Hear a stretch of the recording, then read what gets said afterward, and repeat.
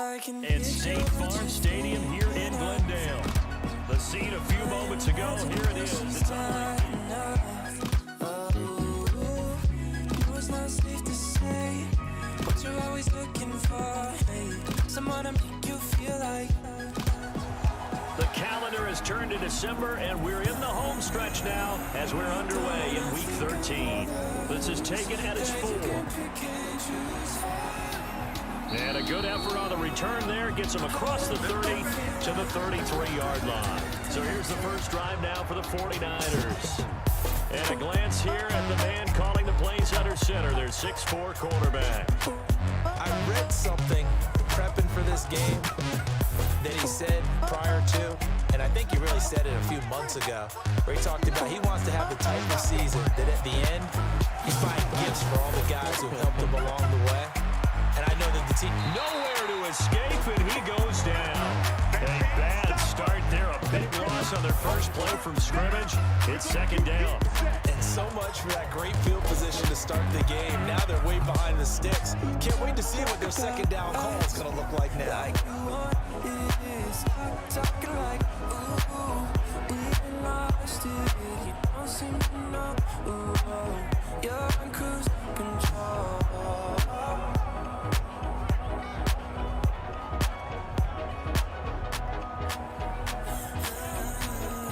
So now 20 yards to go on second down after the sack. Work to be done. From the shotgun now, here's an inside give. And they won't fare much better here as he maybe gets back to the line.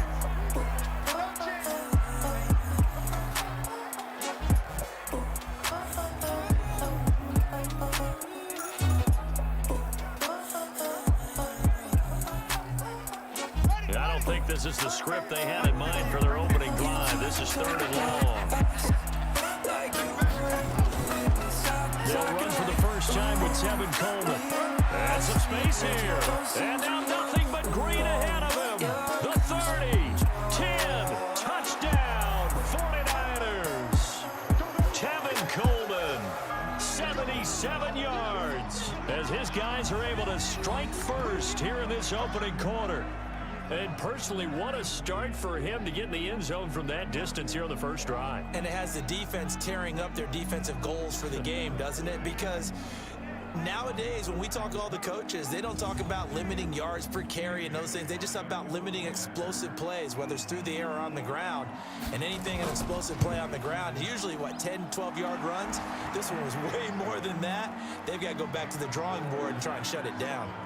Extra point up and good by Bailey. And that makes the score 7-0. Set now to kick this one away, and off it goes.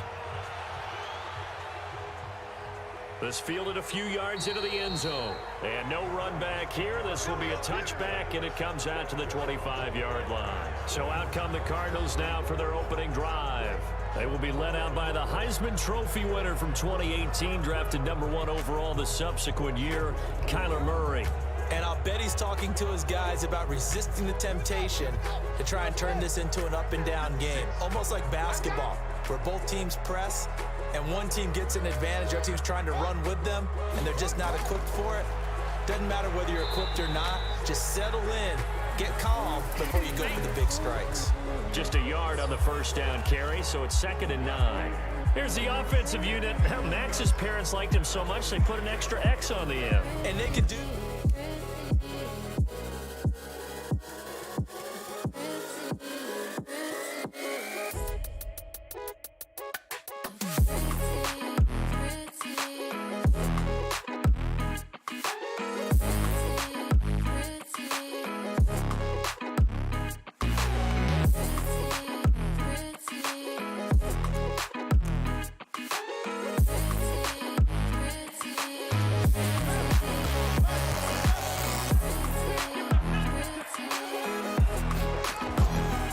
Second down.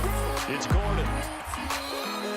Give him 6 yards on the carry. It's going to be 3rd and 3 now.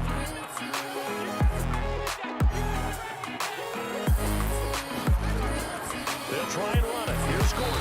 And he won't be close to to a first down as he runs into a wall right around the line of scrimmage. No gain on the play there. A nice job defensively, and it likely forces a punt situation on fourth. And that's called winning at the point of attack, isn't it? Right there at the line of scrimmage. I know he's a little bummed out now. He doesn't get credit for a tackle for a loss, but no gain, his guys will take that. And speaking of winning, to be as cheesy as we can, he was the winner of the NFC Defensive Player of the Week award from last week, so he's really stringing together some good football. So not only did he get a gold star, he might have gotten a gold watch too, huh? And that one hits at the 7, but bounds into the end zone, and that'll be a touchback. And San Francisco gets set to go here. They have to be thrilled with that first drive. They got him the touchdown. Now they'll be looking to make it a 2-score advantage here on the road. And you know they spent all week in practice, in meetings, talking about taking an early advantage. Being the road team, going up a score, that takes the crowd out of the game and puts some doubt in the minds of their opponents. And the drive starts with a handoff to Coleman. And he is brought down at the 22 after a gain of 2, and it brings up second down. And a quick look now at the offense for the 49ers. And we expected to have already talked about this unit. We didn't get a chance to hit on the opening drive because they scored so quickly. But that's the kind of unit this is. A quick strike offense. I expect to see them taking their shots all game long. And if that's the case, we'll find ways to talk about this group. Now a man open down the middle of the field. And they get him down, but not before he takes it across the 40-yard line. 19 yards to pick up there. Move the chains. I think it all came together there. In-breaking route. Drove it with excellent pace. Money throw right there to move the sticks.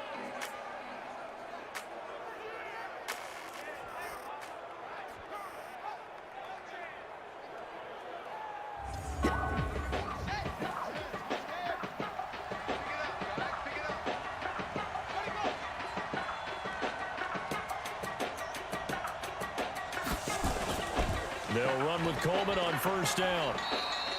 2 yards on the carry there. It'll be second down. A look now at the defensive starters for the Cardinals. They were terrific a week ago in the win over Seattle. This defense has a lot to be proud of coming off of the game they played last week. When you only give up 14 points in a game, not only do you give your team a chance to win, you fully expect to win because you figure your offense is going to score more than that.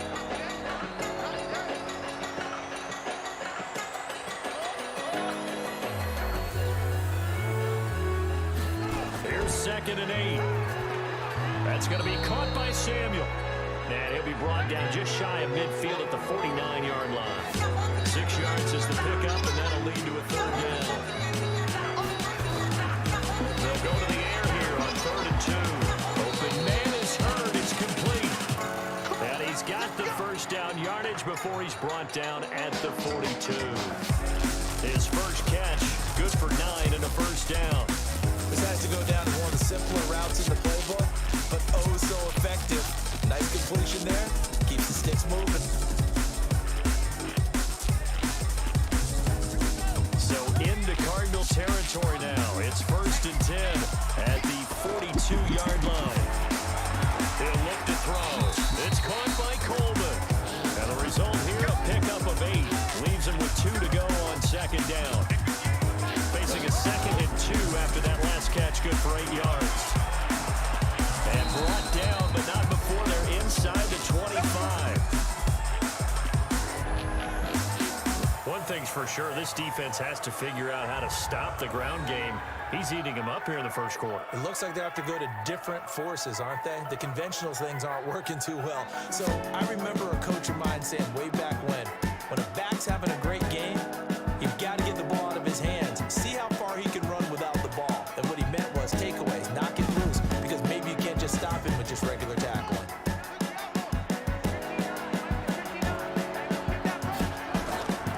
Right back to Coleman here on first down. And that'll hurt the average a bit as this time they're able to get him behind the line. It's a loss of 2 there, bringing up second down. I like the strategy. Extra tight ends, extra beef. They want to run the football, but that means they probably want to run it inside. If you get strung out on the perimeter, you're in peril. Yeah, we saw the result, negative yardage.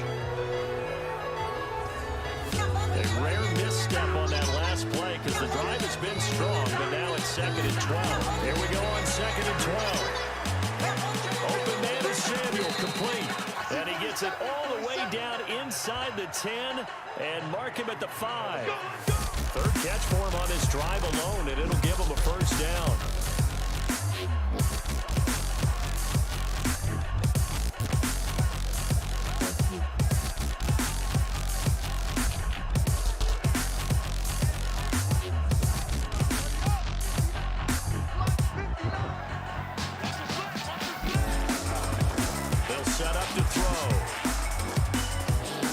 Complete right around the 8.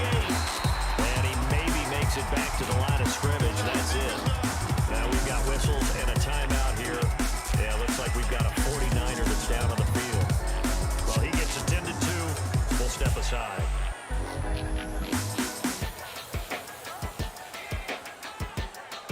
Line of scrimmage, again the 4-yard line. Second and goal. Second and 4.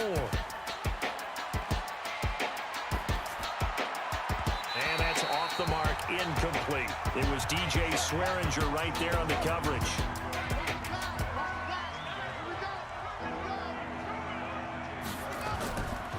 They're going to look to throw. This one into the hands of Kittle, the tight end. And he's going to be taken down here still a couple yards short of the first. Able to hold him to just 2 yards, and now it's 4th and goal. He wasn't the primary target, but I think it was almost like a check down situation, wasn't it? Yeah, like hoping he can break some tackles, a big tight end, but he couldn't do it. Yeah, get it to that big frame and hope he can scatter some bodies, unable to get it done.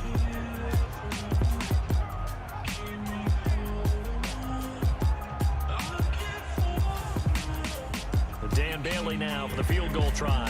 From the left hash, he'll have to cut this at a tight angle. And the 11-year veteran bangs it through, and that will make it 10-0 here in the first.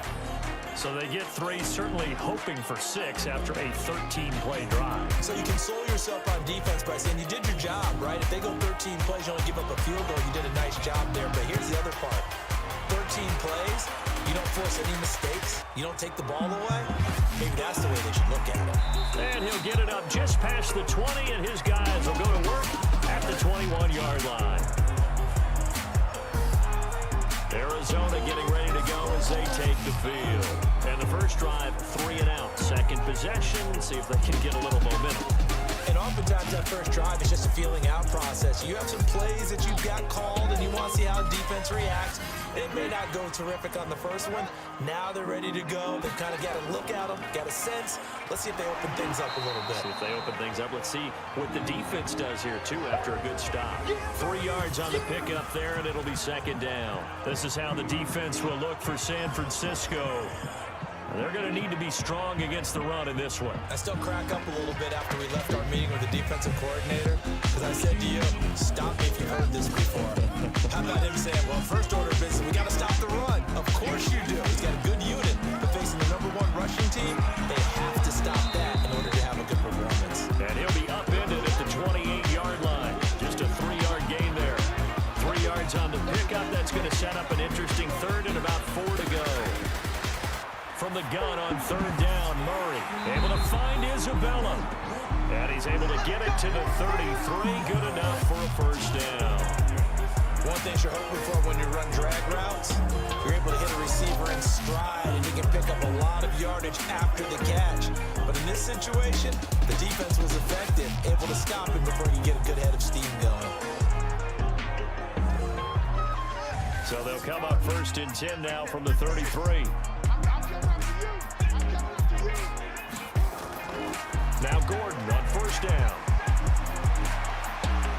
And they'll get him down after a pickup of 8, second and 2.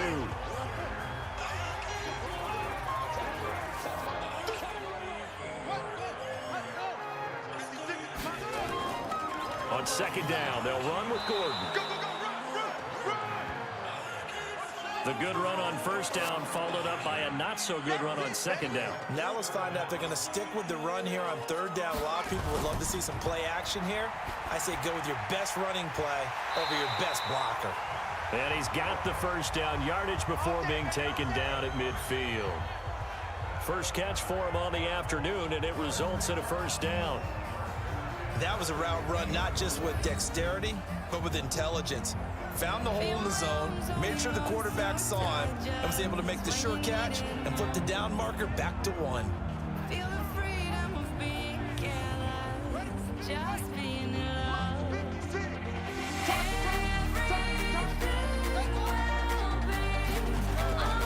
On first down, Gordon. And he'll get this into enemy territory, but not by much as he's down to the 48. Credited with a 1-yard gain there to make it 2nd and 9. On 2nd and 9, Murray sets up the screen to Gordon.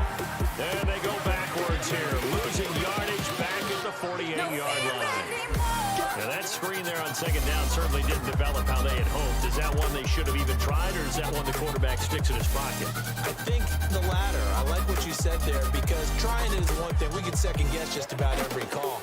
But in this case, when you realize that it's broken down, just throw it at the feet of your intended receiver so that no one can pick it off, right? You don't have the ball tipped up in the air, and you come back and try and pick up the first down on 3rd down. That way you don't lose any yardage. And he can only manage to get this to the 45-yard line, well short of the first. Well, we hear so often how tackling has become almost a lost art in the NFL game, but it's so important to tackle well on these receivers, especially in a play like this one. 3rd down, they gave him the underneath stuff. You got to go and make the tackle right away. Here's Ryan Allen now, as he'll kick it away for the 2nd time.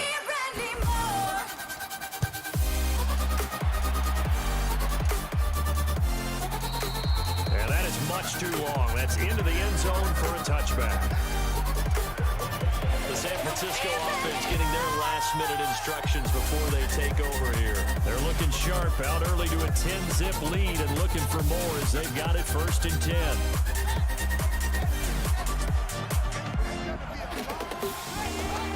They'll try and start this drive in the air. Completes it to the tight end, Kittle. And he's got it past the 30 before he's hit and dropped. The Niners have the first down on a gain of 11. On first down, he'll drop to throw. Quick hitter here, it's complete. And getting this just shy of midfield, they'll spot it at the 49. They'll get 17 on that one, and the Niners have a first down. A lot of tight ends just use their size and their strength, try to occupy some space and kind of body people away and catch the football. But not this guy. He's a refined route runner. Makes me wonder if he took some dance classes in his background with his footwork. This quarterback now nearly perfect. 9 of 10 in this first half. It's 1st and 10. Coleman now. And he'll lose yardage on the play back at the 45-yard line. This drive starts with 2 steps forward and now 1 back. A pair of first downs, and here a loss of yardage. It's a tough one right there. He ran right into the teeth of the blitz as the linebacker was freed up in order to stop that one for a loss. I think quarterbacks got to see that. Got to find a way to audible into something a little more advantageous. Get that quarterback D-line. Get that quarterback D-line. 2nd and 13. Connects with Kittle underneath. And down he goes at the 49, a 3-yard pickup. Get one. Get one. Keep it down. He'll drop to throw. Catch is made by Hurd. And they'll get this across midfield, but not nearly close to a first down as he stopped at the 48. They didn't get the first down, but I have to say I do like the call. I like what they were trying to do. Try and hit your receiver on the run and see if he can pick it up. Keep it on his feet, get a little rack yardage. Yeah, but a nice job defensively to get to him and keep him short of the first. So on 4th down, here's the Australia native Mitch Wishnowski to punt this one away. And this will depend on the spot as it sails out of bounds. And they'll say it sailed out at the 10-yard line. So they'll play the field position game here as a very nice punt is going to pin them back. Yeah, it's almost like watching a game of tennis, or do you prefer ping pong? You know, back and forth like that? That definitely was excellent, wasn't it? They'll start the drive with a run by Gordon. And he'll be taken down as that will take us to the end of the first quarter of play. 10-0 the score after 1 on EA Sports.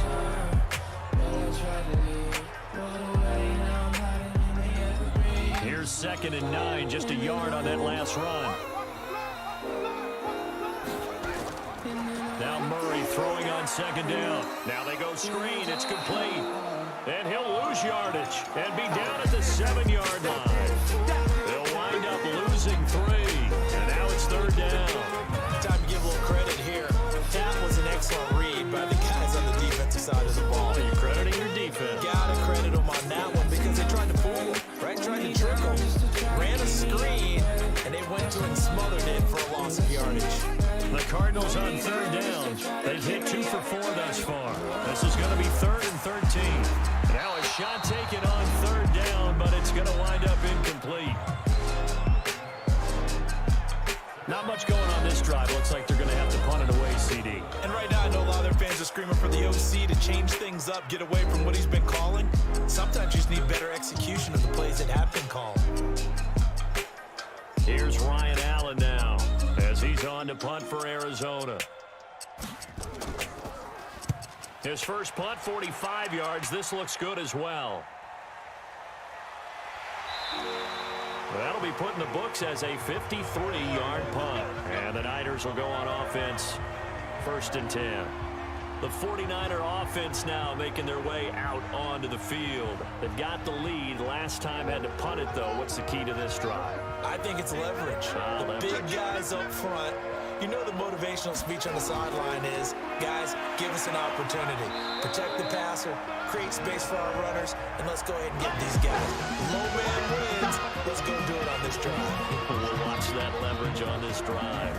Well, with the kind of half he's had, I think we can forgive him that run, right? Not every run's going to be a big play, is it? No, and also the blocking just wasn't there. No room to run. Yeah, defensively, they got to find a way to build on that because he's even alive in the first half. After the loss to start out, here's 2nd and 11. On play action, they'll throw. Throw right side is going to be caught by Samuel. He's exceeded his receiving yards from a week ago, and we're still in the first half. It's a first down. With that grab, he now sits at 200 for his career, and maybe more importantly, a first down.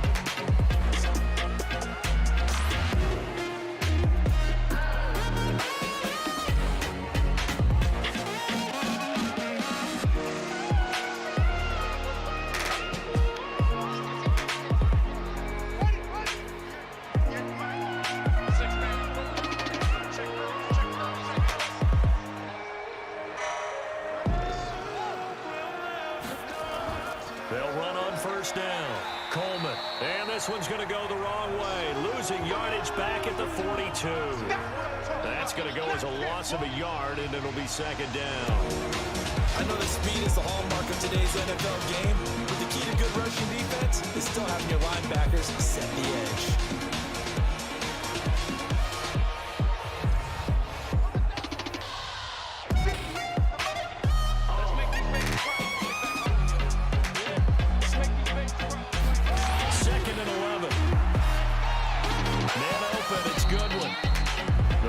Good for 7.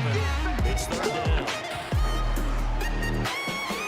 One thing I can say pretty safely, that route is not called if you don't have a guy who can throw the ball and put some mustard on it. Because if you're going to lollipop it in the middle of the field, bad things usually happen. It takes a strong-arm guy who can rifle it in there, and they were able to successfully complete that one. The Niners on 3rd down. They've hit 2 for 4 thus far. This is 3rd and 4.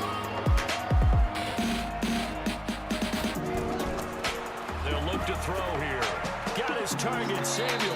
And brought down, but not before they're inside the 25. A gain of 10 and a 49er first down.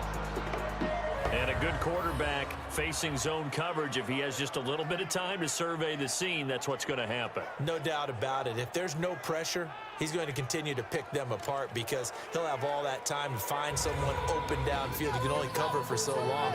So maybe they want to go to a zone blitz scheme, get a little bit more pressure. Remember when Carolina did that against Denver? They lost the game ultimately. They dropped the defensive end out, and he ended up with an interception in that game in Super Bowl 50. Maybe some sort of scheme like that to try and get more pressure at the passer.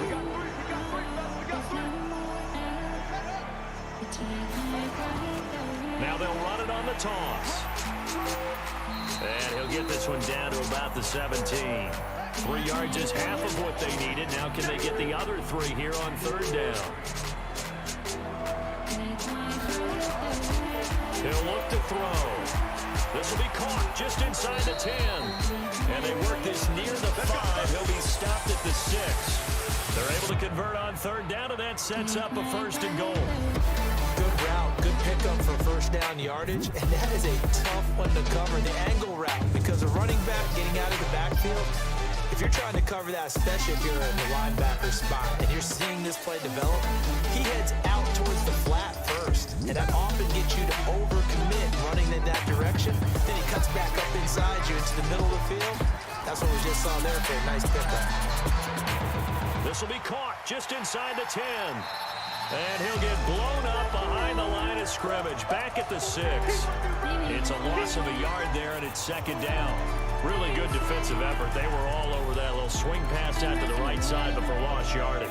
Terrific read, better execution, and done with a lot of enthusiasm, wasn't it? Absolutely. They saw it all the way, ran to the football, and caused a nice play for lost yardage.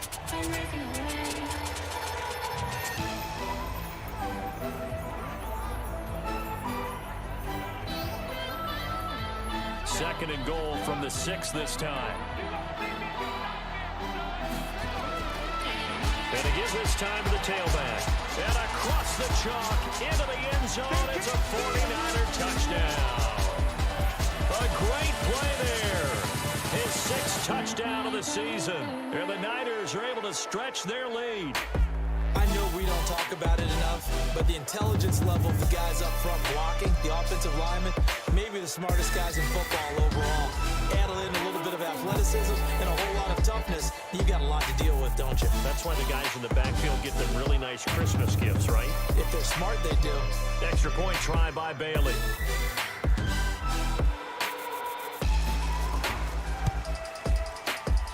He's got it, and it's 17-0. So that one a pretty time-consuming 10-play drive. And it's capped off by a touchdown run of 6 yards.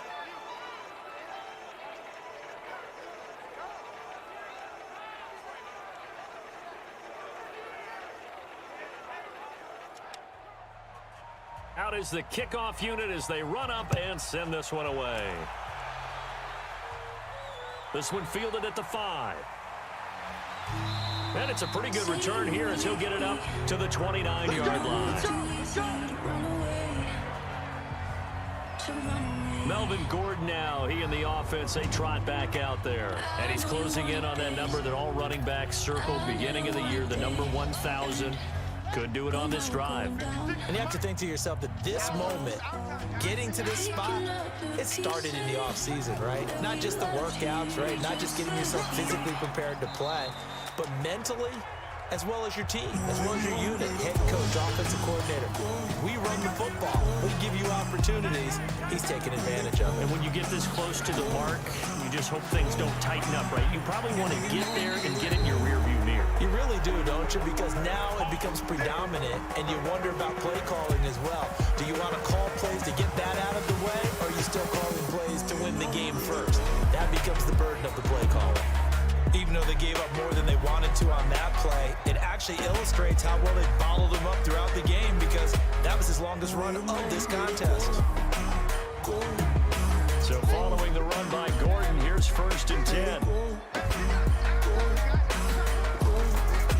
Now they'll run on the draw. And an alley to run. And he'll be taken down, but not before he works it past the 50. 12 yards to pick up. Good enough for an Arizona first. Yeah, they really needed to get something going, didn't they? They had punted on the last 2 possessions. The running game starting to come to the front for them, providing a nice pickup there to keep this drive going.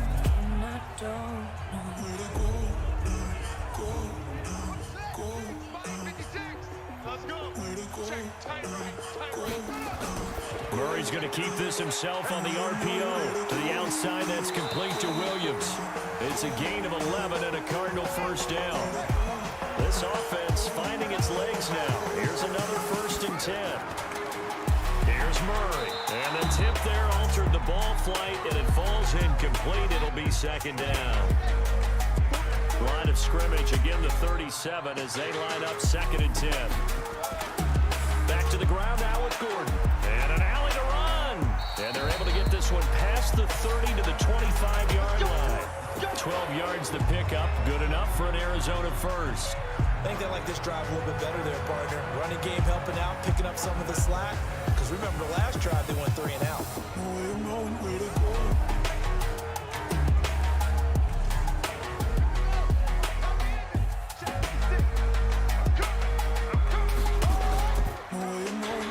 This one caught by Isabella.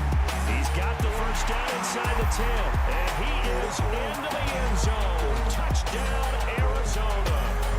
Andy Isabella, his 6th touchdown of the season, as they are now on the board here in the first half. As they began this last drive, things weren't exactly looking up for this offense. But after what they just did, putting the ball in the end zone, that took them away from the brink of possibly being knocked out of this game.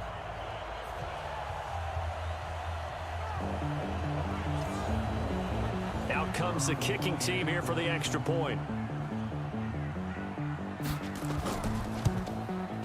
And it's 17-7.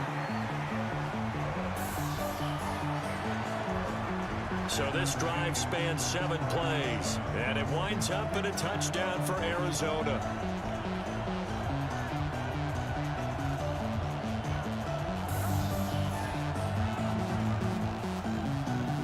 So the lead back down to 10 as things get a little more interesting, and the kick is away. This is fielded at the goal line. And he'll take it back to about the 19-yard line.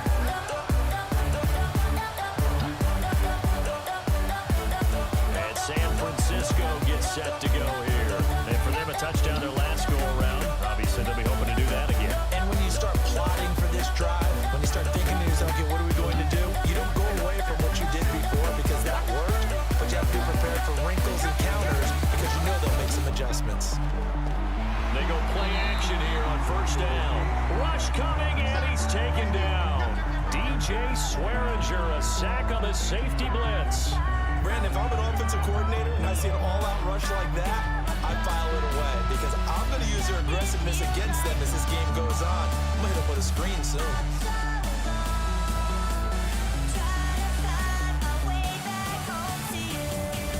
Gotta imagine the pass rush will be equally intense here on 2nd down following the sack. It's 2nd and 18. They'll run it now out of the gun. And he's going to lose yardage here back at the 8. This will be a loss of 3, and now a much tougher 3rd down looming. Perfectly designed blitz right there. They took that one from the grease board to the field because they were able to free up their linebacker to get into the backfield and spill the play. Something from deep in the bag of tricks here after 1st and 2nd down. Went backwards. It's 3rd and very long. Now back to throw. This one into the hands of Hurd. And he'll get it up a little shy of the 15. They'll spot him down at the 14-yard line. The completion good for only 6, and that'll bring up 4th. I think that call was made not so much to try and get the first down, although they would have taken it if they could have gotten it, but to give their punter a little bit of space and try and help out their defense. Yeah, they got the safe completion on 3rd. Here comes the 49ers punter now. As the drive goes backwards, so he's on to punt it away.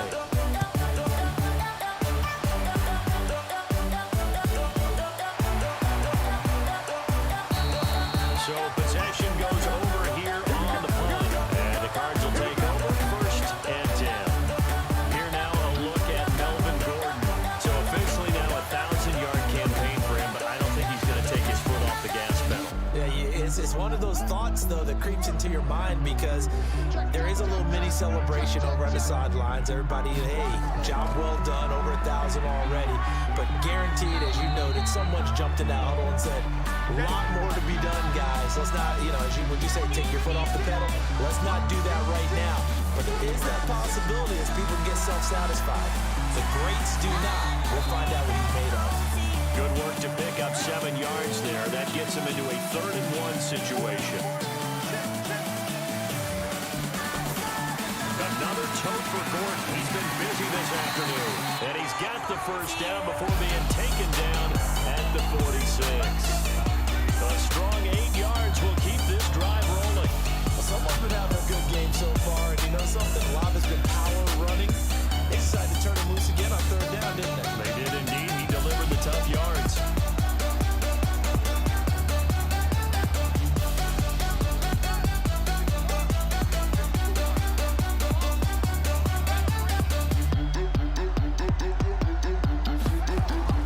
First down, Murray. Under pressure, and he will go down. Sacked back at the 46. Nick Bosa, he's the culprit, and that is now his 13th sack of the season as his great year continues.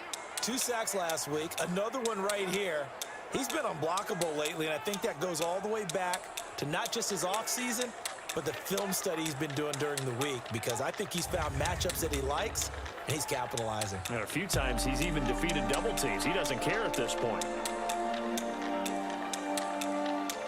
So that complicates things a bit here. 18 yards to go now on second down.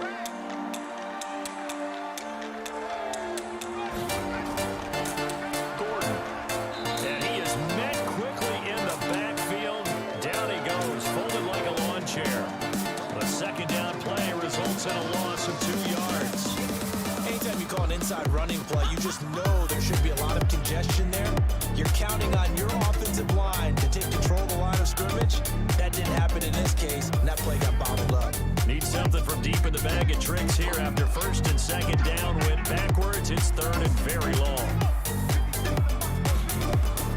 Murray with a third and long. And this is going to be incomplete.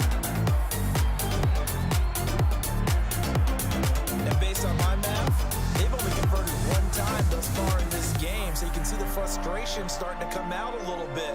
Third downs, they've been a problem for them all game. They've got to start becoming solutions. And this is going to hit the goal line and continue on into the end zone for a touchback. A look at the running back, the man out of the backfield as he gears up to go again. A good job in the passing game, decent job in the running game, but really they've been more effective through the air. We'll see if that shifts at all as this goes on. Thus far, it feels like they're calling this game in reverse. Normally you run to set up the pass. Here it feels like they're passing, hoping to set up the run and be more effective later on in the game. And you can do it both ways. We usually talk about it in the reverse, however. No doubt about it. Throwing to start the drive, but that one incomplete. After the incompletion, here's second and 10 from the 20. Second and 10. That's complete to a speedy wideout Goodwin. And he gets this one just shy of the 40. They'll mark him down at the 39. 19 yards to pick up there. Move the chains.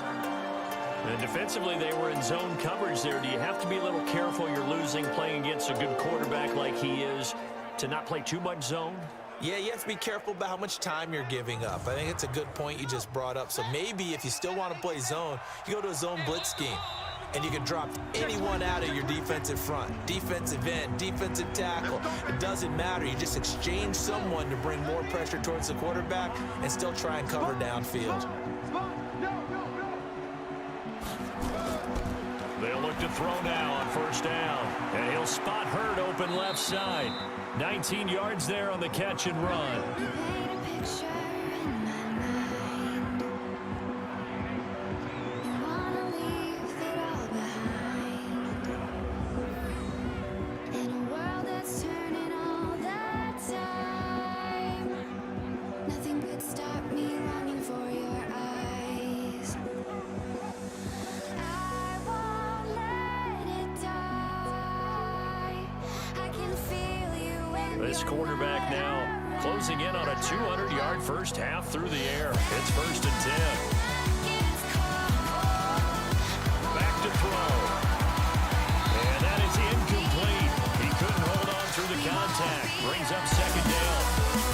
Ball on the 42 as they come up second and 10. They'll look to throw. And this time he's got the hook up. It's complete. He is out of bounds, but not before he's inside the 30. And with that completion, for the secondary defensively. It is, and it's got to put a dent in their confidence. And, you know, you always want to keep that up and feel like you can always bounce back after plays. But with the kind of numbers he's putting up here, it's starting to wear on them a little bit, I think. So they're looking at each other and trying to figure out what defense will work and how can they play better without getting beaten. Nowhere to turn here, and he's going to go down. Back at about the 37-yard line. Aaron Lynch in there to get him, and that is sack number 6 now for him on the year. And plays like that really hurt play calling. They had a really nice gain on the previous play, but gave about half the yardage back on the sack. Excellent pressure up front, nowhere to go with the football. Down he goes. So 2nd and long, and got to be careful not to fall out of field goal range. They're going to look to throw. This one into the hands of Kittle, the tight end. 8 yards into completion, but now they face 3rd down. Now play number 7 of the drive as they're looking at a 3rd and 10. The 49ers now going to use the first of their timeouts as they'll stop it with just over a minute to go before halftime. They wound up getting nothing out of that 2nd down completion, so now here's 3rd and 10. Looking to throw. Throw to the right, taken in by Hurd. And he'll be out of bounds, able to get it down to the 25 there. They get only 4 that time as that leads us to a 4th down. Timing is everything, and they work on this cut all the time. They work on all the timing patterns, and this time it paid off for them. Worked it to the center of the field, cut it to the outside, ball's delivered. It's both feet down for the completion. No problems in the field goal department so far. He's 2 for 2. Pretty reliable here in this game, isn't he? And to me, that bodes well for them. If they need him late in the game, his confidence should be sky high. This one fielded at the 5. And he's up across the 25 and down at the 28-yard line. Here's the Arizona offense now as they get set to take over.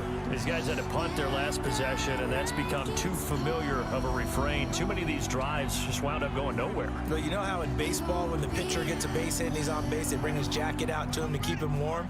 A lot of times the punter goes to the sideline, puts on sweatpants or a wrap over his leg to keep it warm. He might need a massage from the trainer right now from all the work he's getting. Throwing now is Murray. That's complete. It's Gordon. The Cardinals going to use the first of their timeouts as the clock will stop with 45 seconds to go in the first half. Looking to throw again on 2nd down. Murray. Incomplete. It's been my observation there's been a nice variety of play calling defensively. You and I often talk about an offense's ability to keep a defense off balance with what they're doing. I think the converse has been true in this game. I think you're right. They seem to have gone off tendency quite a bit, but only the 2nd quarter, a lot of time to change things. Now the Cards going to call another timeout, their 2nd, as the clock will stop with 34 seconds to go before halftime. And he's going to go down, back near midfield at the 49.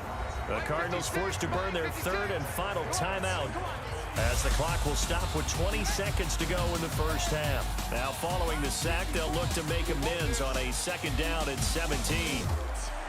Now Murray gets it to Gordon. Give him 8 on the play, and it'll be 3rd and 10. A final shot before half for Murray. Got Gordon open, completes it. And he'll go down to the ground at the 39, and obviously that's well short of the first.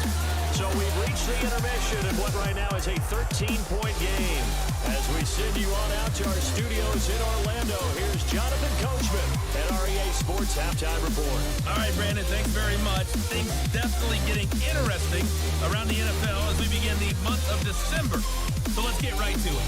We'll start our tour out in the city of Los Angeles. And as you see, they were winners back on Thursday night. Brandon Cooks, a good game there. From there, we head east to check out the Patriots at home in Foxborough. And you can see they trail the visiting Buffalo Bills in that ball game. Josh Allen with 3 touchdown passes. Lastly, we're off to the Rocky Mountains, Denver, Colorado. See what's happening with the Broncos. And you can see they have the lead over the visiting Tennessee Titans. The Broncos trying to gut this one out, as it would be a good victory for them if they could get it. Meanwhile, in our game, it's been a back-and-forth first half. Who can put it together in the second half? For the answer, we turn it back over to our broadcast teams of Brandon Godden and Charles Davis.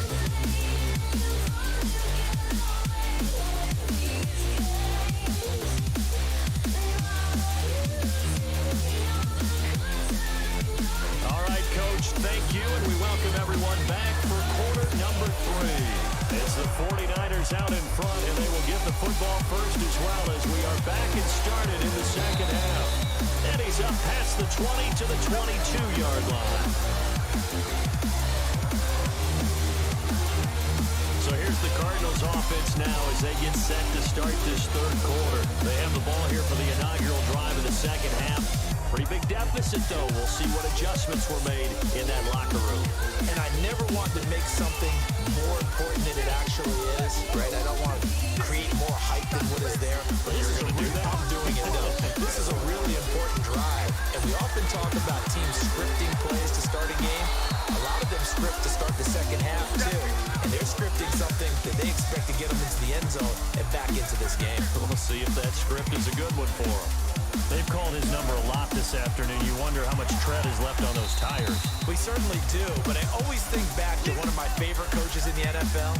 And he used to have a meeting with his running backs every year in the offseason and say, look, as many times as you're going to carry the ball, you should be able to carry it one more time, so make sure you get in shape.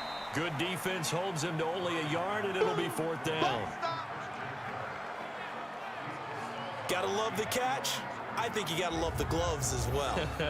Yeah, these one-handed catches, that was great, and they're fun. They're becoming a little more ho-hum, aren't they? Yeah, they really are, and I know that it sounds like we're taking credit away from the guys, and we don't mean that at all. They really work hard on this one-handed catch thing, but I think the gloves have to be helping in a big way. Here's Ryan Allen now. He's been one of their few bright spots so far. A big kick there. We'll call it 56 yards on the punt. And the 49ers will take over deep in their own territory. Now here's the signal caller getting ready to lead this offense again. And maybe he's starting to wave the white flag a little bit. He's playing pretty well, but the pressure, it's got to it. Has to find a way to step around it, step through it, or just handle it. Because as you mentioned, he's having a pretty good day overall. Just the hits keep coming and taking those sacks. That's not the way that they want to finish a ball game with their quarterback on. Nowhere to escape, and he goes down.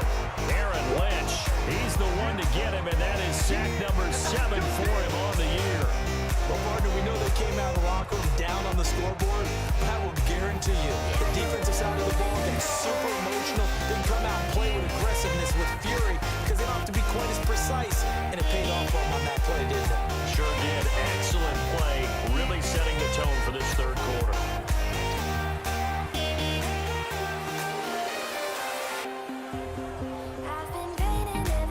The job becomes twice as difficult now after the sack. It's 2nd and 20.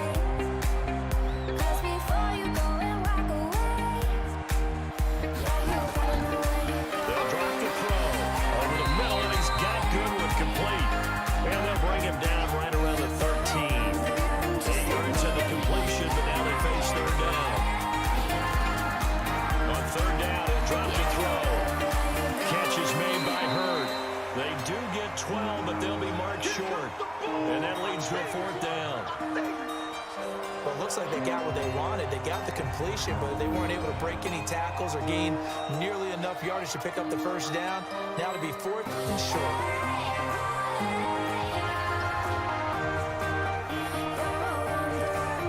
Here comes the 49ers punter now as he's on to kick it away.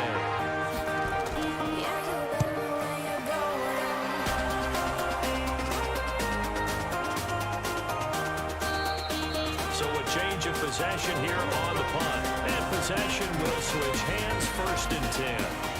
And the Cardinals getting set to trot out there now. And with this deficit, you can't have too many more drives like the last drive where you had to punt it away. No, that would tell my offense right here. The punter doesn't exist, guys. He doesn't even exist. He's not a team anymore. I just cut it. All right? So you got to go out and create some offense for us here and give us some points. No way does that guy get on the field on this drive. Poor punter. Well, it wasn't his fault. Listen, if something good. There's going to be casualties at times. We're trying to win a game. From the 27, Murray, and that'll be incomplete. Took a pretty good shot as he tried to pull that one in. Couldn't hang on third down. Here's Murray as he sets to throw it. Able to get this to Gordon. Well, this is going to depend on the spot, but it's not a very generous one. He looks to be about a yard or so short. One hallmark of good defenses is understanding the game, understanding positioning, and tackling immediately in the secondary after catches. I think we just saw that on display right there. Got to him before he ever had a chance to think about turning it upfield.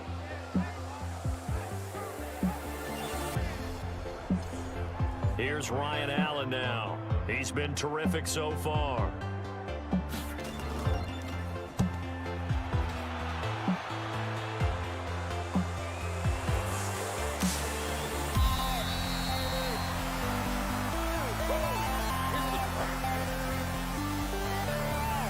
And maybe getting a little too cute there on the punt return. Sometimes they forget paramount holding on to that football. I really do believe most of the return guys think to themselves, when I get the ball, I'm going to make the play that's going to change the game. Break it. I'm going to break it. And you love that they have that attitude, but your point is so well taken. What do you have to do?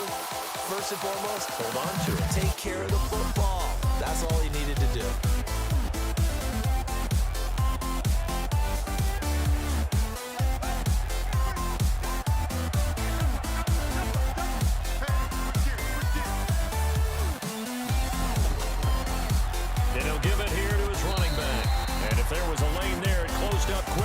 As he stopped for no gain, second down.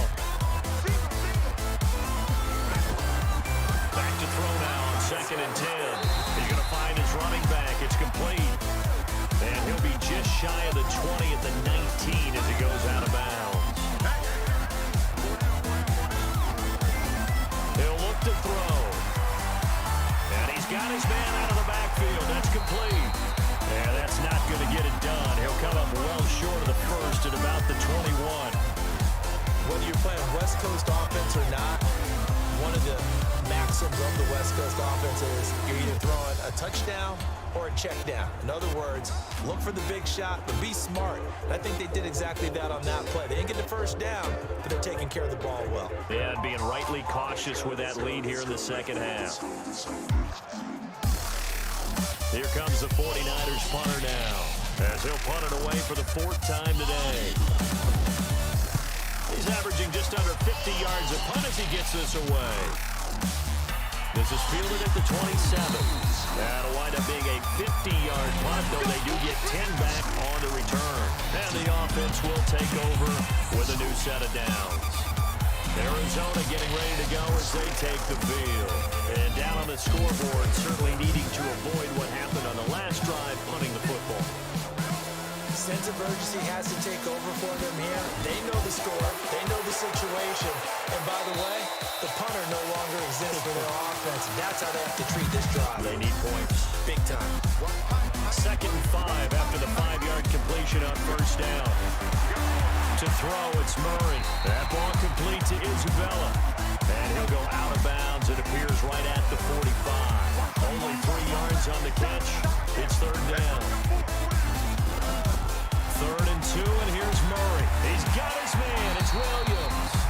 And he's got the first down yardage as he takes it down to the 49. It's a pickup of 6 and good enough to move the chains. Murray now 6 for 6 since coming back out of the locker room. It's 1st and 10.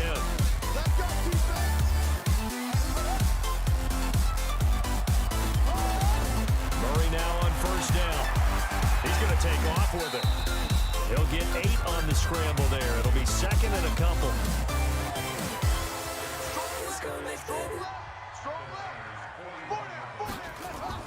On 2nd down now, it's Gordon. And they'll be inside the 35 now at the 34-yard line. That one a first down pickup of 8. Despite the score, despite the deficit, no quitting this guy. He's running angry, running through arm tackles. He wants to change what that scoreboard is saying.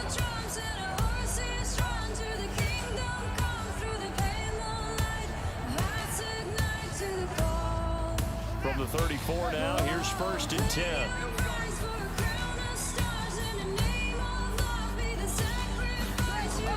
Murray now on 1st down.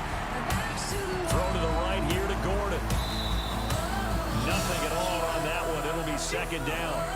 Had the completed pass, but for no gain, stopped right at the line, so it's 2nd and 10.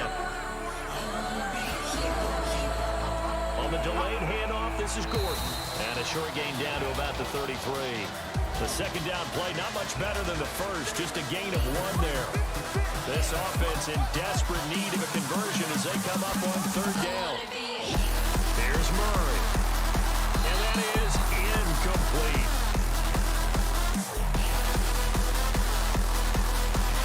Maybe a little over-anxious in the pocket there. He just didn't look comfortable on that throw. No, he didn't, because it wasn't his normal fluid delivery. And I think you might have had it right. He wasn't really confident with what he saw downfield, and it almost felt like he wanted to pull that one back.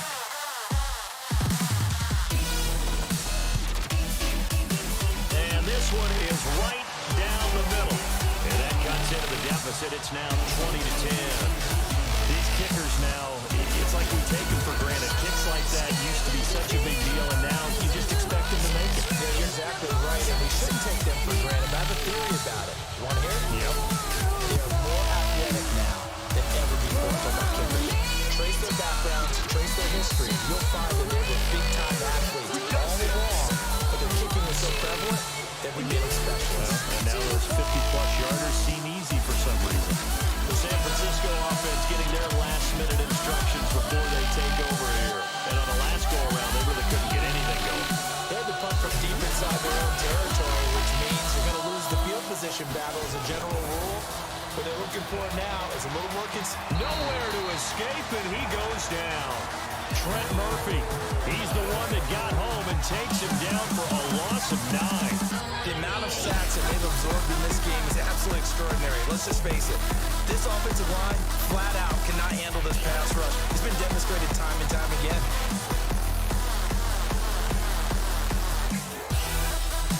After the sack, it's 2nd and 19, and the road gets a bit tougher from here. Back to throw here. That's complete to a speedy wideout Goodwin. They'll get 9 there as that sets them up better for 3rd down. Big play coming up. Here's 3rd and 10. I would expect to see some pressure here. The pressure drops off as they'll look to throw. Well, the 2 men come together, and it's incomplete. Excellent work defensively, brings up 4th down. Now, he's been a busy man out of the backfield. They've looked his way quite a bit so far in this game. Nice job there defensively, though, adjusting, because a couple of his earlier catches, he was wide open. Not that time. You mentioned the key word, adjustment. A better cover man on him now in space. Here comes the 49ers punter now, as he's on for the 5th time here today. And he deserves a bronze leg as he gets this one away. That's taken on the 25. It's a 47-yard punt, but they did give up 10 on the return. And out will come the offense as they take over. Here comes the field general leading his offense back out there for the next possession. So, Charles, there are the numbers. What's happened here? Defensive adjustments that's caused him to sort of fall off a bit? I think so. That has to happen. You've got to make some changes because in the first half, they were pretty effective. But the second part is sometimes when you're doing really well, you get off your game a little bit. You get off the gas a little. You're like, okay, we've got this thing. And that's not necessarily the case. Maybe right now, someone just needs to tell a joke in the huddle, loosen things up, and get their big guy going again. That throw good for only a couple. It brings up 3rd down. These guys have punted 4 times already, and they're staring at a 5th, barring a conversion here on 3rd down. No gain on the play there. A nice job defensively, and it likely forces a punt situation on 4th. Doubling this guy has to be a priority before moving up to the next level because the big fella, he just ate that one alive, just stuffed it. In fact, before the game, he was talking to us, and he's like, hey, these pants make me look fat. And we said, nah, man, you're just a whole lot of guy. He is at well over 300 pounds. He's a big man. Allen on the punt as he gets this one away. And that'll hit at the 5 and go into the end zone for a touchback. The 49ers offense now, they work their way back onto the field. This crew had to punt last time they had the ball, but when you've got a lead like this, you content to play the field position game? You are to an extent, especially if you like your defense, because you have the lead, you've been controlling the game. But why put them in a tougher spot? You want to get out there and get something done on offense and maybe take command of this game yourself. The pass there over the middle to start things out. And he's going to get a solid gain of 9 before being brought down. Second and right at a yard. Now whistles here, and I think one of the big boys for the 49ers might have jumped. Oh, jumping early from his tight end spot. Maybe trying to get a jump start on that route. Yeah, I think you're exactly right about that. And oftentimes when you see that, that means the play call was supposed to come in his direction, and he was eager to go catch a pass. They'll look to throw here. Into heavy traffic, and it's intercepted. Picked off by Byron Murphy. And they have the football and will set up shop at the 33-yard line. Brandon, these quarterbacks have their hands full all afternoon long, but they finally get a measure of revenge as he gets himself in a nice spot. He's able to get 2 hands on the football and pick it off. Because you are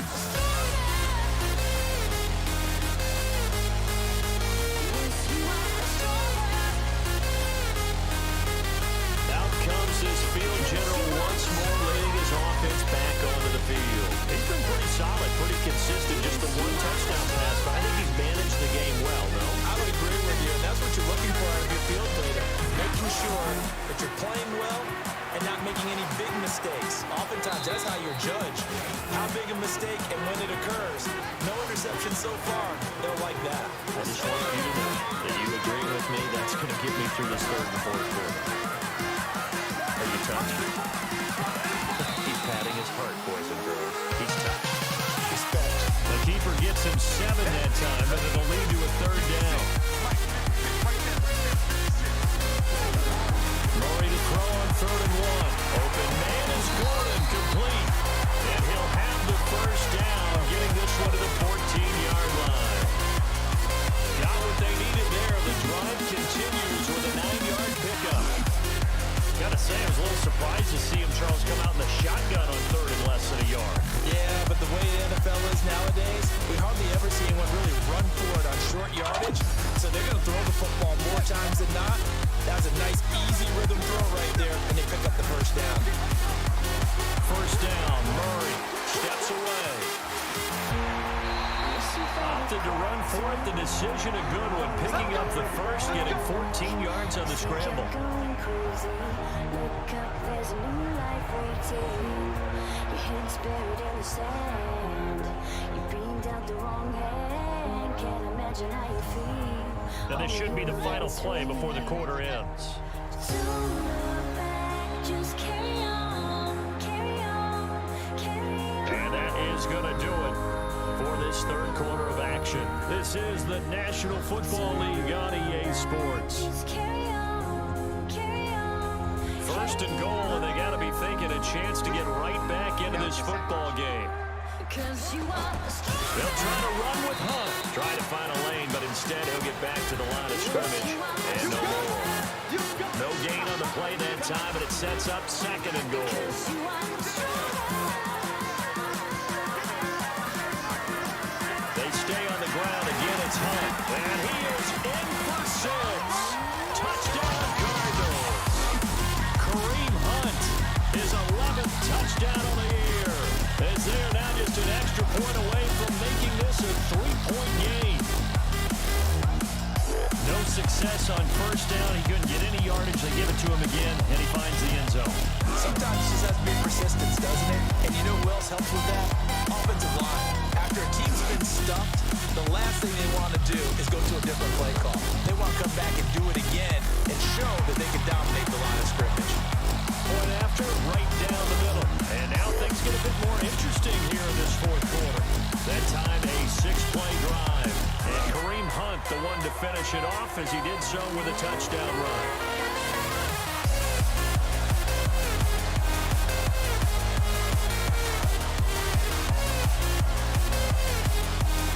So just a 3-point game now if they send this one away.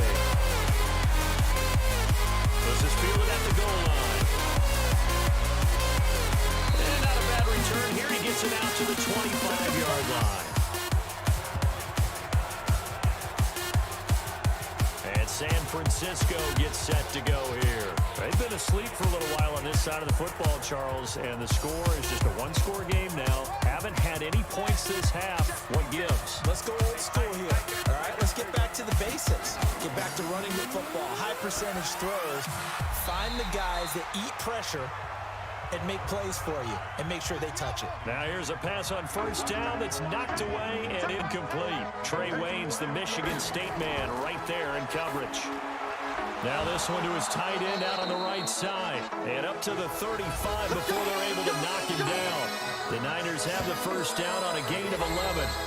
So signs of life in what's been a dormant offense in this second half. Here's 1st and 10. Now a handoff here to his running back. And this time they were waiting for him as he'll be knocked down before he can get back to the line of scrimmage. Tackle made there by Jordan Hicks.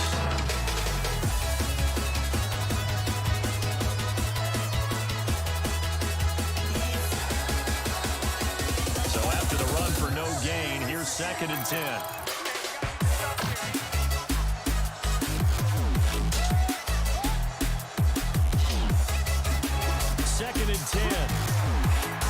Going to be caught by Samuel. And he'll bring it up here to right at the 40-yard line. Now after the completion, we're going to get a timeout. An injured player. We'll check on his status when we get back.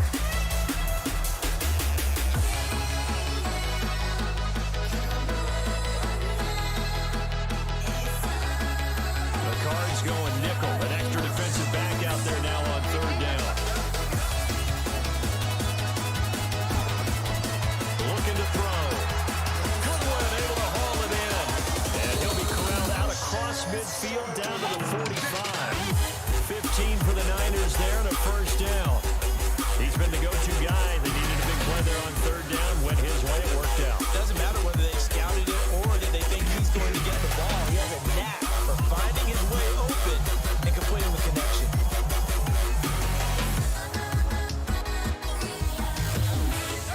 We saw a number of good games earlier today. This one might top all of those. It's been a dandy as we come up on 1st and 10. And to give this time to the tailback. And I think this defense knew what was coming as he is smothered behind the line. That's going to go as a loss of 4, and it'll be 2nd down. I think it's pretty evident. We can say what a difference a week makes. Last week, he ran pretty much wild, didn't he? Did pretty much what he wanted to do. But this one, they stopped him cold. That, to me, that's good scouting and even better execution. Yeah, and they stopped him behind the line right there. They obviously watched the tape a few times and made some adjustments. 2nd and 14. Completes it to the tight end, Kittle. A good pickup there, 13 yards as they get closer for 3rd down. This will be play number 7 on the drive. 3rd and a yard.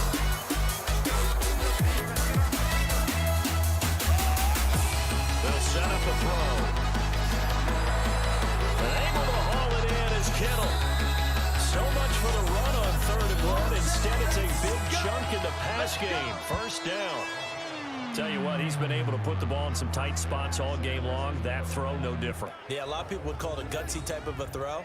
I think he looks at it as, I can do it, so it's not that big of a deal to me, and I'm going to keep firing.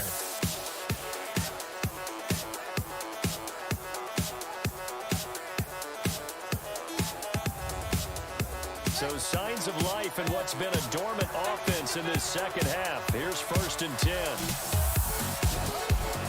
They'll run it now out of the gun. And he's taken down at the 7 after a gain of 7.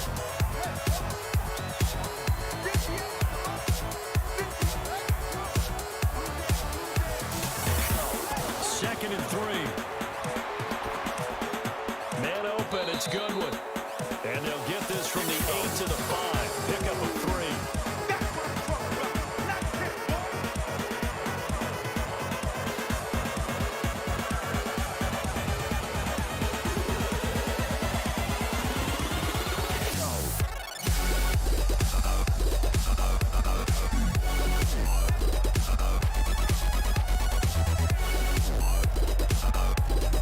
They'll look to make it 3 for 3 on 3rd down conversions. They need a yard here.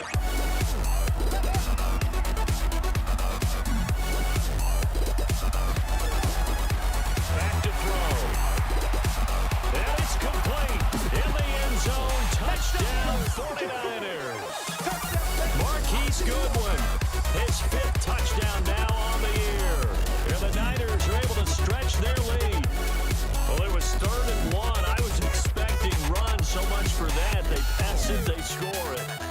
That had the feel of the head coach telling the offensive coordinator, you've got 4 downs here. We're going to go for it on 4th down unless there's a disaster on 3rd. Go ahead and take a shot if you want to.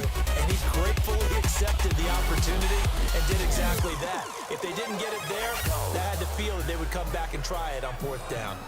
Bailey got the extra point, and the decision to just kick the extra point winds up successful. The kickoff team on the field now as they will send this one away. This is fielded a couple yards deep. And he'll take this up past the 20 and down at the 22-yard line. Here's the Arizona offense now as they get set to take over. And they had to wait a long time to get the football back. Probably not what you were hoping for when you got an offense that's humming. Agreed. What you were looking for is the defense getting the ball back pretty quickly, right? Hoping for a 3 and out. So that didn't happen. You can't yell at your D for that. They've got to take care of their own business and reestablish themselves now that they're back on the field. And he will lose yardage on the play. Back at his own 19-yard line. This possession means so much for them. They've got to focus on this drive and find a way to make this a one-possession game. Yes. Gotta get a score. Yeah, so good with a field goal. Don't necessarily need a touchdown.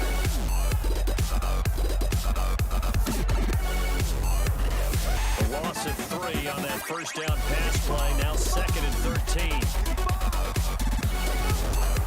On 2nd down, here's Murray.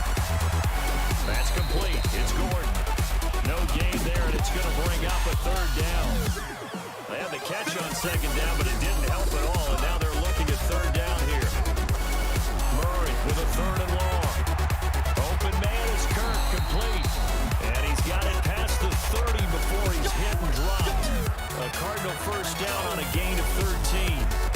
All right, this is the time of the game where they're down a couple of scores. And they've really got to get some yards in chunks. And they know the defense doesn't want to give those up, but they've got to find a way to take them anyway. Now the question is, can they string a few of those together? So they'll come up 1st and 10 now from the 33. They'll give it to Gordon out of the shotgun. 5 yards is the tally on 1st down. That brings up 2nd and 5.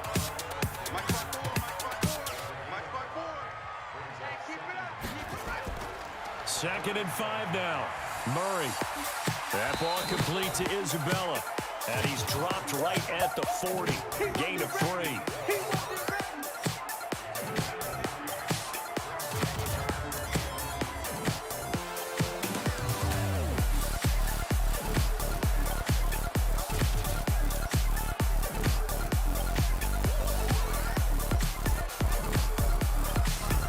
An extra DB for the 49ers now on 3rd.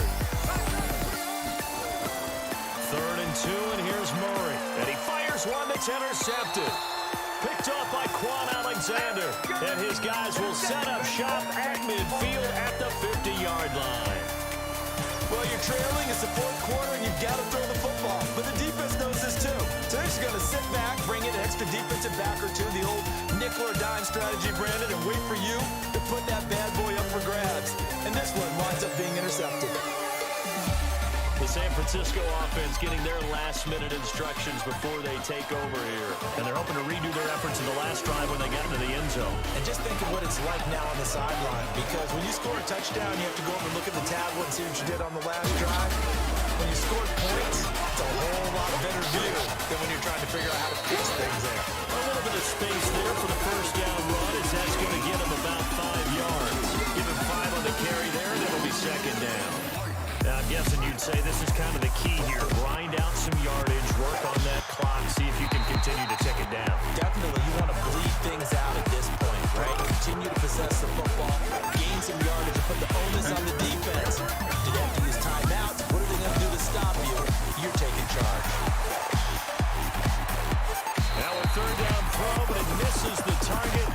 incomplete.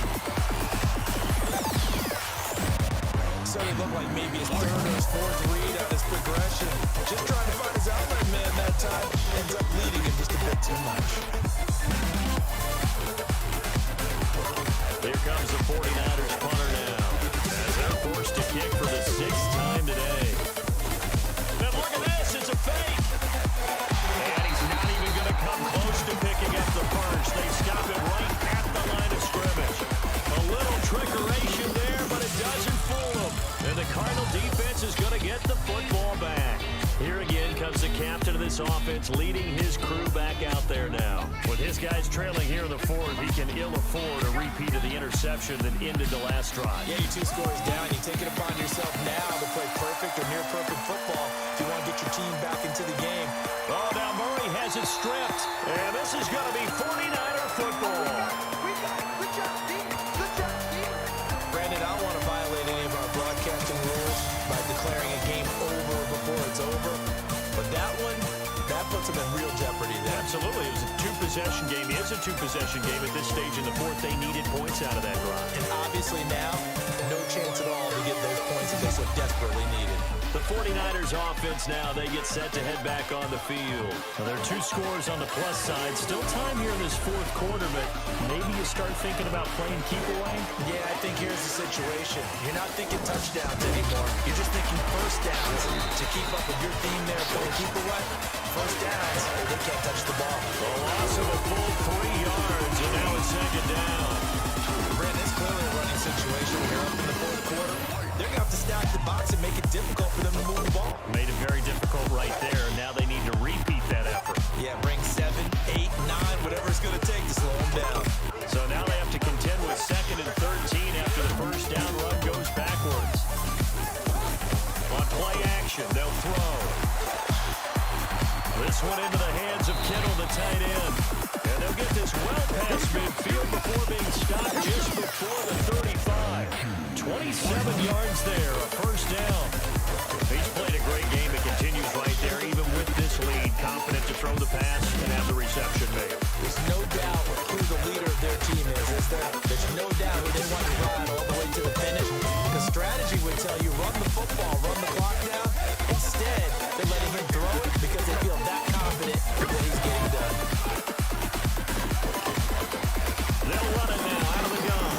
And this has been a familiar sight all afternoon as they stop him behind the line.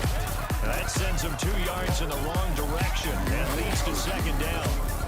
Run blitz there defensively, something we might see more of here in the fourth quarter. I think we'll see a lot of it, and the difference between that and a pass blitz, you're trying to get to the quarterback. You're trying to scheme someone open who will get to the QB and make sure he gets on the ground. In a run blitz, you're actually trying to cover up gaps, trying to cover up holes so they can't run the football. And he's going to have to protect the football and take his lumps here at this stage of the game as they stop him behind the line. It'll be a loss of a full 3 yards there, and it also brings up 3rd down. He continues to struggle to find a crease to break off a big one and might need to just put that aside and just try and ram his way forward and get what he can. 3rd and 15 here after the 1st and 2nd down plays went in the wrong direction. They'll drop to throw. And he's going to find his man out of the backfield. That's complete. And he'll be taken down well before the first at about the 36-yard line. That's certainly playing down a distance very well by the defense, isn't it? Take whatever you want underneath, by all means.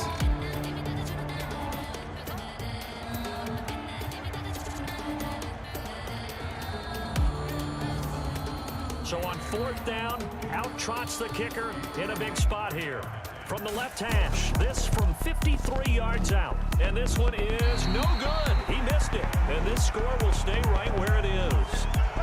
Charles, all things considered, I guess that's not a critical miss at this stage, is it? No, but still everything helps when you're trying to finish off a ball game. And you're right, not critical in terms of the scoreboard and the team, but the guy with the golden foot, he knows he's only as good as his last kick. Arizona getting ready to go as they take the field. And the turnover last time, that's sort of been symptomatic of their struggles here in this one. Big word. I like it, though, because you're exactly right. that, don't you? All game long, they've struggled moving the ball, turning it over on the last possession. Is that word again, symptomatic? Yeah. I like that. Your analysis symptomatic of the success of this broadcast. What I like is that you gave me the word, and I just kept using it. Give him 16 yards there, and it's a Cardinals first down as well. Now, correct me if I'm wrong. You're down 2 scores. I don't think you need to rush just yet, but you can't take your time either. Yeah, even if you don't want to commit to full 2-minute offense, you have to up the tempo, up the urgency. Maybe you're starting to call 2 plays in a huddle each time you snap the ball.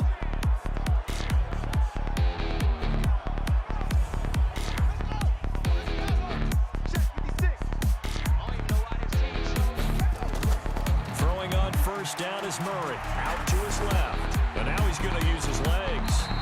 The escapability in evidence there as that one good for 15 and a first. Partner, he was going through his progressions. Not there, not there. After about the third one, he decided he better pull it down and run for it. And he slides down and avoids the hit for good measure. Back-to-back good plays have him on the move on first down. Murray now on first down.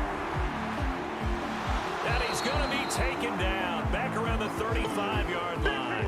D Ford has now recorded 10 sacks on the season. Got to give him points for the attempt, but there's just a wave of pressure there. A host of people in the area. Evades a few, couldn't evade all of them.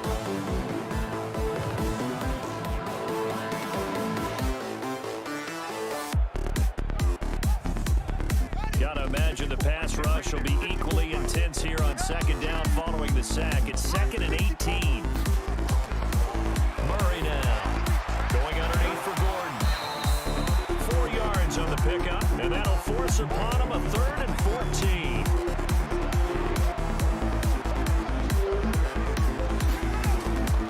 Throwing on 3rd and long.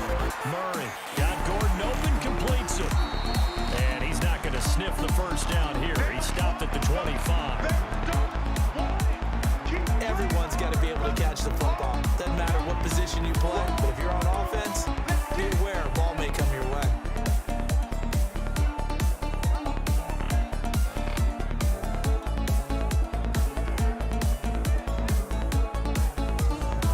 So on 4th down, out trots the kicker in a big spot here. 2 minutes left to play in this football game here on EA Sports. So the Cardinals, they've got the football here as we get you reset. And let's see what they've come up with offensively after having time to talk it over. And his kick is right there. It's good. And this is back down to a 7-point game. So you knew one way or another that they needed the 2 scores. They get the easy one out of the way. Now they'll get the ball back, hopefully. Yeah, and the question is, how do you accomplish that? Do you onside kick it? Or since you have all 3 timeouts, do you kick it deep? To me, I'm playing field position with all 3 timeouts. I kick it deep and try and pin them back there. This will be taken in at the 1. And he'll bring it a few past the 20 to the 23-yard line. Out on the field now, here come the 49ers. And this game not quite over yet. And we'll likely see them take all 3 timeouts defensively, so they can't just kneel this one out. They're going to have to try to run a few plays. You're exactly right. They've got to get a first down and make them use up all their timeouts in order to feel like they have this one in hand. And not a lot of daylight, not really any daylight inside, as he's going to be stopped right at the line of scrimmage. Brings up second down. Officially nothing on that last run. They'll try again, 2nd and 10. And he'll give it here to his running back. Now the Cards going to call another timeout, their 2nd, as they'll talk it over here before what will be an important 3rd down.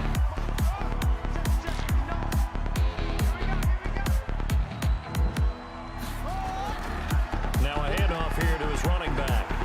And he's going to be brought down short of the first at about the 31-yard line.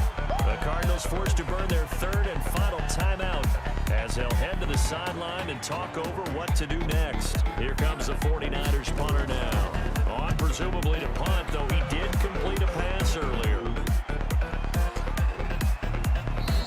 And that one hits at the 7, but bounds into the end zone, and that'll be a touchback. Kyler Murray now in the Cardinal offense.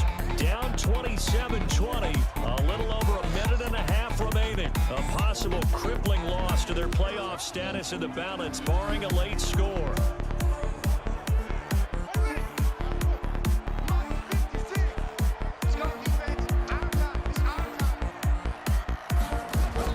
Back to throw. Murray. And he can't get a throw away. He's taken down. DeForest Buckner in there to take him down, and the clock will roll. He's the NFL sack leader coming into the game, and now that's 2 more than he's added to his total. He wants some separation from spot 1 and 2 in that sack category. They'll look to throw. Open man is Gordon, complete. And they'll get it all the way up about 5 yards shy of midfield. He'll look to throw. A nice pickup of 23 on the 3rd down conversion. And they'll get him down as he's inside the 40. Give him 16 yards there, and it's a Cardinals first down as well. That's going to be caught by Kirk. And he gets this one inside the 15, just a yard or 2 shy of the 10. Well, Charles, they were close in the end, but they couldn't get that last play, that last little miracle play done. They were within striking distance, but couldn't find a way to score. They definitely had hope. They definitely had opportunity, just unable to cash in at the end. Not an easy play by any stretch, but they definitely had a chance. So for San Francisco, the win gets them back to 500. It's 6-6 on the year. And they will head back home next week. Meanwhile, for the Cardinals, this loss cost them in the playoff chase as they fall back to 7-5 on the year. And they'll get a chance to redeem themselves at home next week. And for Charles Davis and our entire crew, I'm Brandon Gaudin. You've been watching the NFL on EA Sports.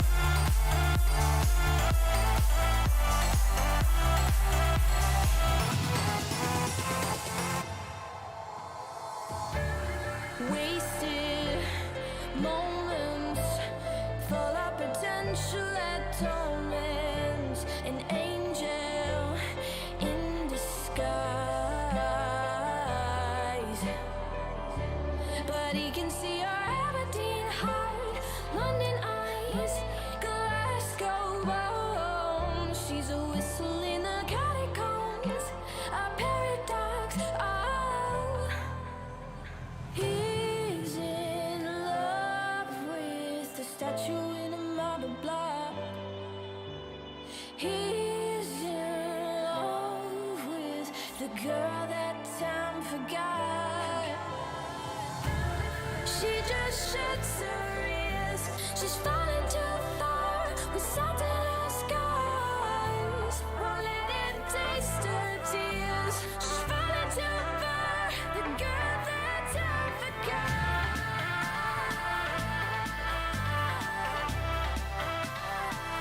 The girl that time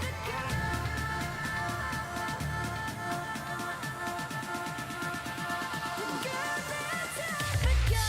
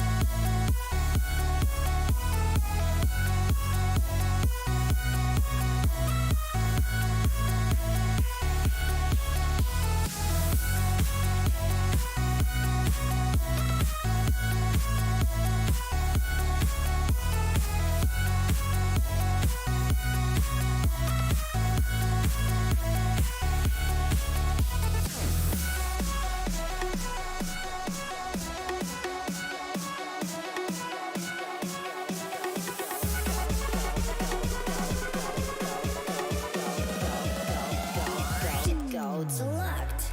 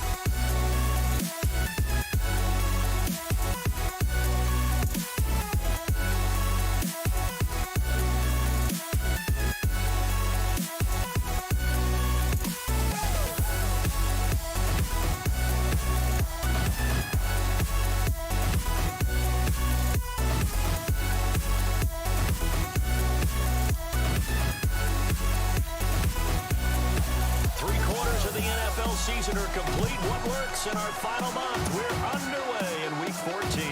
This is taken at his 4. And a pretty good return here. He'll be stopped just shy of the 25 at the 24-yard line. So here are the Broncos now for their opening drive. They will be led out by a second-round pick in 2019. Out of Missouri, it's Drew Lock. That was a solid performance last week, wasn't it? 2 touchdowns, no interceptions, ran the team well, won the ball game. Bottom line, may not have been earth-shattering, but it didn't need to be. Now the first carry here for Phillip Lindsay. Calling no gain on the game's first play. And it's second down now. And this O-line, it is the lifeblood of the offense. They established the tone. Mean, nasty, physical. They can't wait to get after people. That allows the rest of the offense to feel confident. Hey, we're pretty quiet, D. We're pretty quiet. Now. Looking to throw on second down. Lock. He's got this complete to Ryan Switzer. They'll get 9 there as that sets him up better for third down. Came up a little short on the last pass play. They did get 9 yards out of it, leaving him with his 3rd and 1. And he's going to have the first down yardage to the 35. They only get 2 there, but on 3rd and 1, that's all they needed to keep the drive going. Defense had a chance to get off the field here on the opening drive, couldn't do it. I know that we go into these meetings with coaches, and sometimes maybe we can get, a little bit numb because they're always going to talk about how important third down is, aren't they? Offense and defense. In this case, one capitalized, and the other, as you said, had a chance to get off the field and didn't get it done. Ball up to the 35 now as they come up on 1st and 10. On 1st down, right back to Lindsay. And this defense not giving him anything there. Maybe a yard up to the 36. A look now at the starters on this 49er defense. They were excellent a week ago in the victory over Arizona. And the big difference in the game, their ability to force turnovers. Multiple, in fact. Being able to take the ball away, give it back to their offense, the big difference in the game. It was impressive. Now the question, can they duplicate it?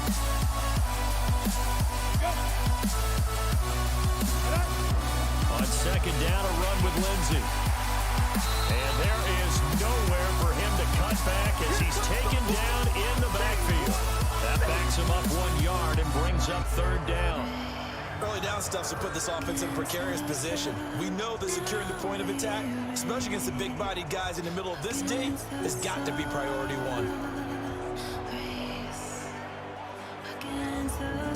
49ers have an extra defensive back on the field. A nickel set for 3rd down. Throwing his Lock on 3rd down. And Robinson with a big catch. And he'll be stopped right at midfield. Give him 14 yards there and a Denver first down.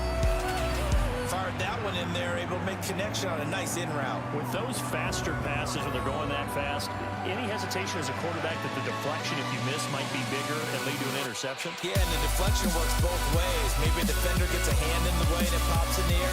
And sometimes you throw it so hard your receiver can't handle it, and he pops it up in the air for the defenders to grab as well. But a moot point there as they were able to connect. From midfield, here's Locke. And this is caught. A spectacular one-handed grab there. 5 yards on the catch there, brings up second down.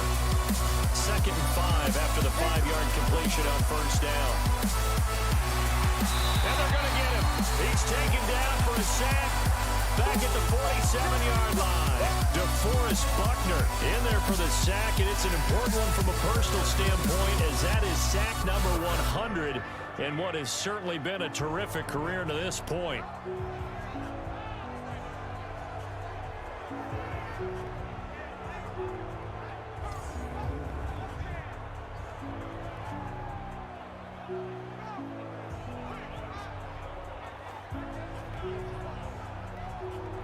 Now they're coming up on play number 8 of this opening drive, but they're looking at a 3rd and long. On 3rd and long, it's Locke. Screen pass to Lindsey. And he'll lose yardage on the play back at the 45-yard line.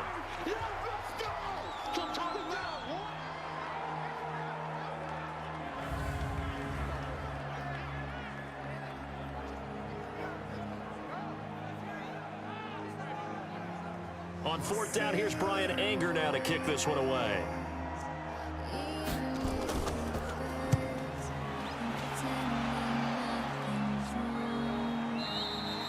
And a bit of a mistake there. This is well into the end zone for a touchback. So here's the first drive now for the 49ers. And here's a look at their leader, standing 6'4". What I enjoyed this week is that you asked to talk to his offensive center before the game and find out a little bit more about him and what the relationship is. And that was a pretty positive story, wasn't it? Yeah, and really what I took away from that is just how it has permeated throughout the entire offensive line, the relationship they've had. It's really a group that's in sync. They care about him. That's the thing. They really care. And when you care that much, you're going to play that much harder for him and give him a better chance to lead the team to wins. 15 for the Niners there and a first down. I like the screen being called here early in the game, especially on the opening drive, because, Brandon, when guys come out of the locker room, especially those pass rushers, they are so amped up to get to the quarterback that you can use that against them, and a screen pass is a great way of doing it. A lot of teams against good pass rushing teams, they want to run the screen 10 to 12 times in a game. Ball up to the 35 now as they come up on 1st and 10. And to give this time to the tailback. So he got 3 on 1 tackle, but couldn't do a whole lot else. Give him 3 on first down. It'll set up a 2nd and 7. And the Buffet boys, the O-line, hopefully they're ready today. Listen, you got to feed them first. But if you do, you usually get a great product out on the field. And when they play well, the quarterback can't wait to feed them afterwards. And he's going to be stopped up quickly here. Just a yard up to the 39. They had 3 yards on first down, just 1 yard there. A look now at our starting defense. They enter play here 24th in the league against the run. One thing players always tell us is that they never really pay attention to numbers. I don't believe them for a second. They know where they rank, okay? They're not quite at the top, but they're far from the bottom. But let's face it, they want to move up. In order to do that, they got to look at each other and make sure everyone's taking care of their assignments in order to play the run better. And he's got the first down yardage as he brings this up to the 47. 8 yards on the pickup there, and it moves the sticks. It's a nice job hitting him on the angle route there. Come out of the backfield, cutting sharply across the middle. And that's good timing between the quarterback and his receiver. Effective 3rd down play to move the chains. A couple of first downs on the drive already, as they'll go from the 47 now on first down. And this one complete to Smith. And down he goes at the 49, a 3-yard pickup. And partner, I think that's a great example that not all tight ends are created equal. Because everything was right. Got the completion, but he's not one of the more dynamic guys in the league. So even though he caught it, couldn't turn it into much more.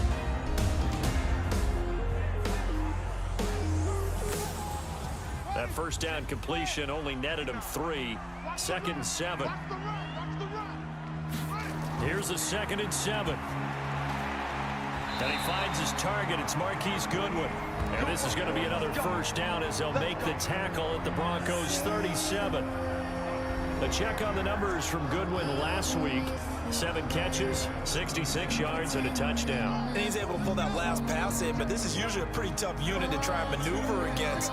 They're in the top 10 in the league against the pass, and you and I both know there's not much difference between 1 and 10. They run on first down, but it only produces a gain of 2. It's 2nd down now. 2 yards on the pickup there. It'll be 2nd and 8. Here's 2nd and 8. One thing to keep in mind, partner, especially... And down he goes. They sack him back right around the 41-yard line. The man who won a Super Bowl MVP award on this very field, Von Miller, in there to drop him for his 11th sack of the year. A few issues here on the offensive line. Apparently, he got sacked 5 times last week. They got to him here in the first quarter. And I would think that running the ball would be paramount here because it's a different team they're facing, but they watch the film as well. So they'll take many of those same principles and try and apply them in this game to see if they fixed what was wrong with them in the last game. Throwing for his running back, and he's got it complete. They'll get a couple yards on that one, and that's going to bring up a 4th down. Partner, I think that completion takes the definition of dink and dunk to a different level, doesn't it? It does, and the defense was right there, kind of played into their hands.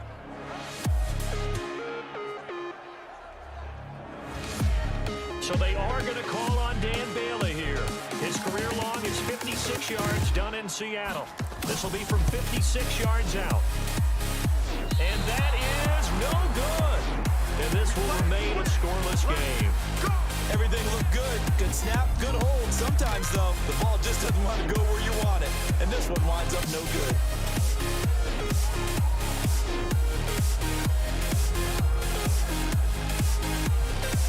The Bronco offense now set to come back out onto the field. They punted last time they had it. What steps, Charles, you think they have to take to make sure they don't do that again? Well, let's just go to the football 101, the trade expression 101. Win first down. Make 5, 6, 7 yards on first down and make it a 2nd and 3, 2nd and manageable. Keep accumulating first downs that way. Keep moving the football. You don't want to get behind the sticks because then the defense has the advantage. That's going to go as a loss of 1 on first down.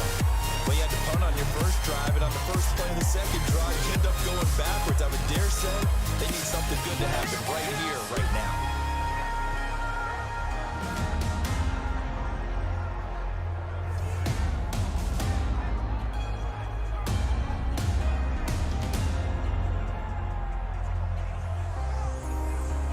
A loss of a yard there to start out. That leads to a 2nd and 11.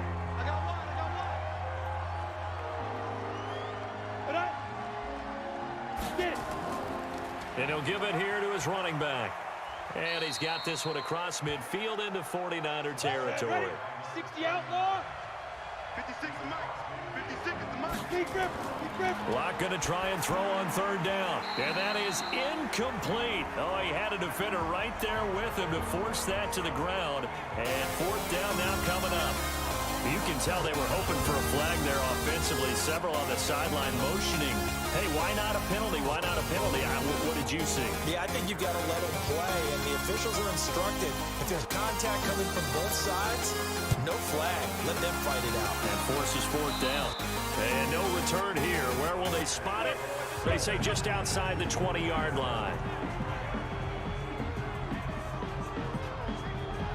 The 49er offense, they're coming back out onto the field, and we're going to give you a look at the playoff picture now into the weekend in the NFC. And I tell you, 4 weeks still to go, and everything is wide open, and it's fun. And I know we always talk about, well, if the playoffs were to begin today, and then we kind of go, okay, but they're not. Let's see how it plays out.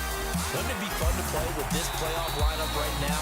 Because to me, just about anyone can win this whole thing out of this grouping we currently have. And by the time we get there, it may look entirely different. 2nd and 4. We've seen quite a bit of the short passing game here early on first quarter, haven't we? We have, and I think it works a couple of ways for this team because, number one, you throw the short game until they stop it. And if they're not going to stop it, you keep throwing it, and occasionally you break a tackle and turn it into a bigger game.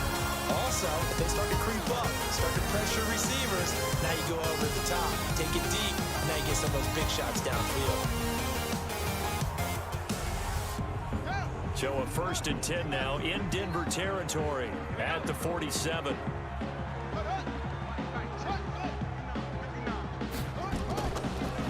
They'll run it now out of the gun.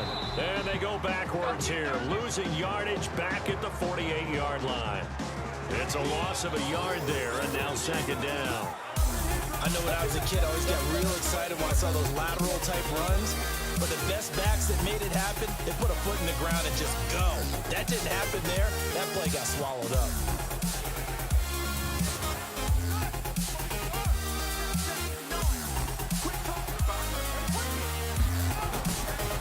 Now a handoff here to his running back. And he is going to be stopped cold behind the line of scrimmage. He lost 2 there, and it's 3rd down. That didn't appear to be a run blitz. He just started in once he saw the run develop. That appeared to be a case of see ball, get ball.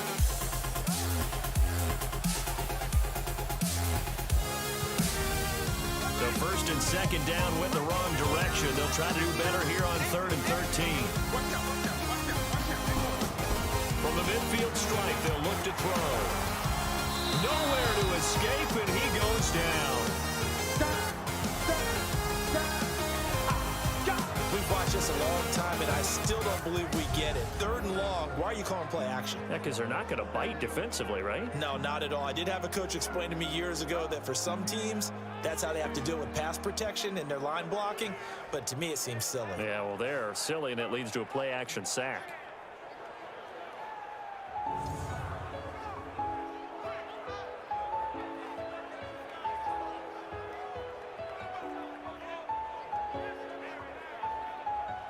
So on 4th down, here's the Australia native Mitch Wishnowski to punt this one away.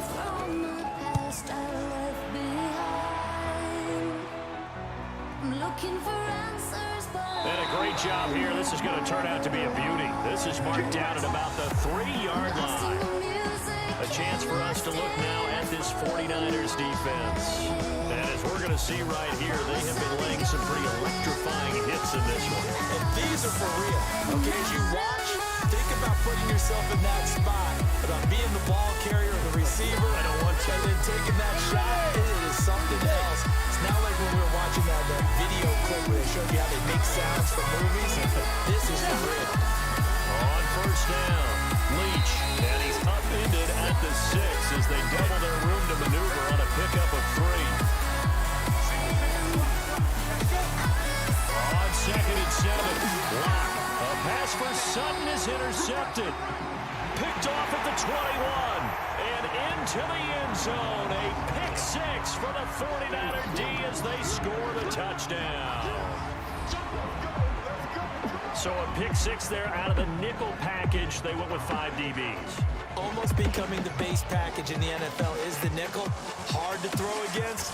That was demonstrated one more time. A pick 6 going the other way.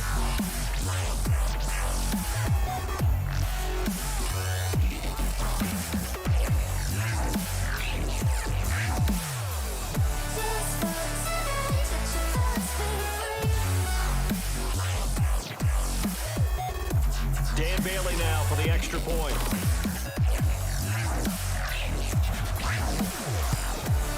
And the 49ers grab a 7-0 lead. A heck of a play there defensively, getting the interception, navigating his way into the end zone for the touchdown.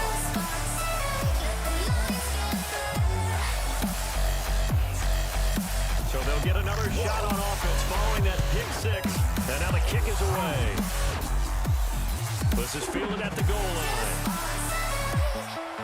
And he'll take this across the 25. A couple extra yards up to the 27-yard line.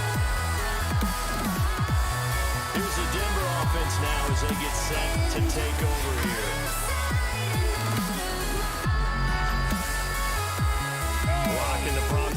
come up 1st and 10 at their own 27. Block trying again after the pick six. He's going to hit his man out of the backfield, complete. And he's going to lose yardage and be backed up to the 25.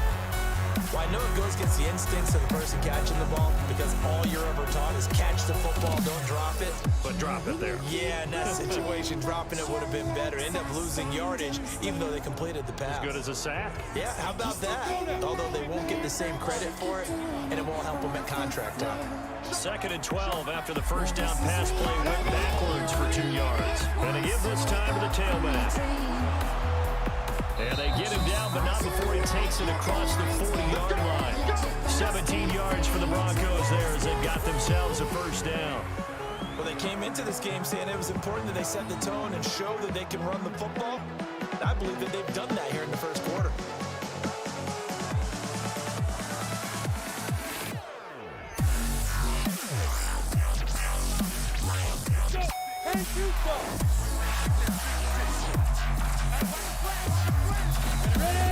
Running game working. They'll stick with it on first down. And running room scarce here. He's going to be stopped in his tracks at the line of scrimmage. Throwing on 2nd down. Block. Now he'll dump it underneath to his running back. Complete. A gain of 4 on the play. And that'll lead here to a 3rd down.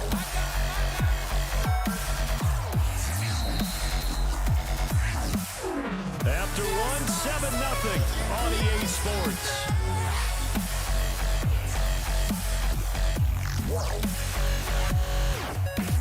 The Broncos on 3rd down. They've hit 2 for 4 thus far. This will be 3rd and 5.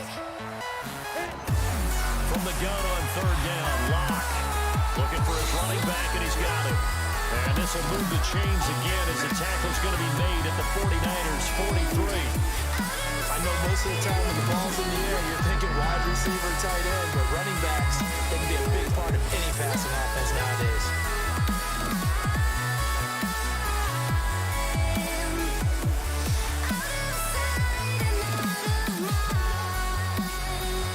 Block now after the pick on the last drive, 3 for 3 to start this drive. It's 1st and 10. On 1st and 10, here's Locke. And he's going to be sacked. They sack him back right at the midfield stripe. Nick Bosa, he's the culprit, and that is now his 13th sack of the season as his great year continues.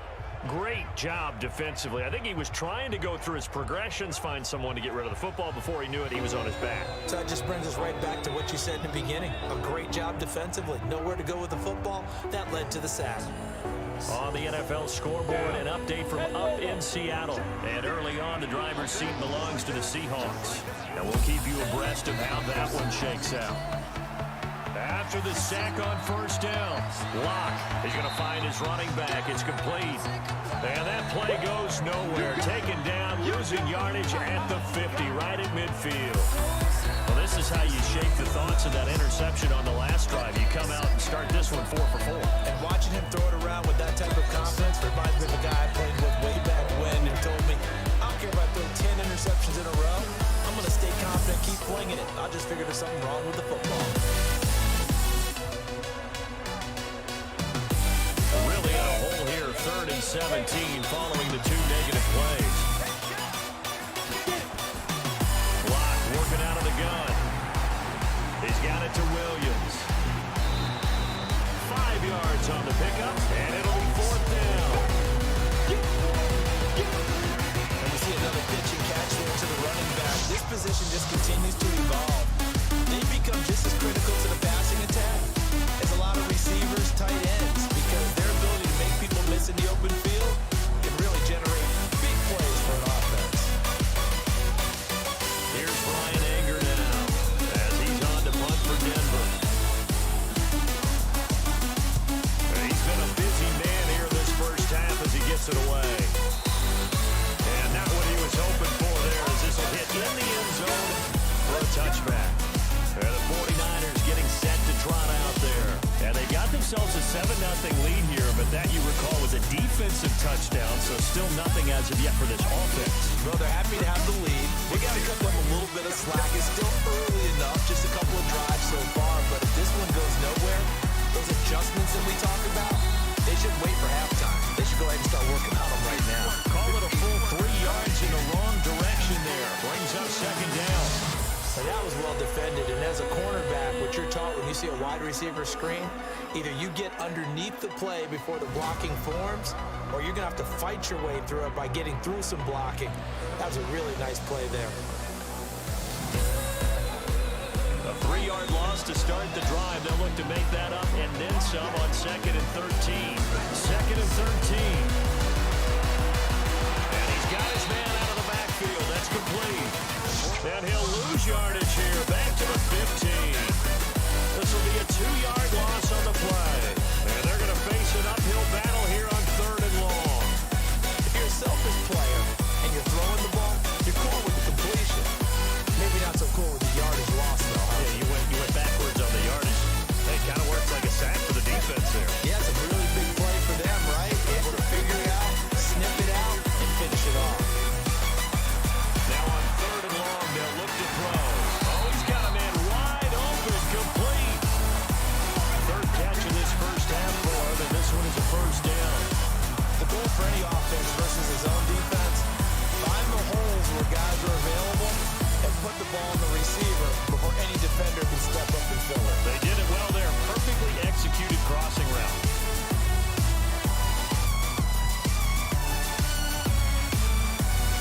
This quarterback now 10 of 10 to start the game. How about that? As he comes up on a 1st and 10. And he'll give it here to his running back. Give him a couple on the carry there. 2nd and 8.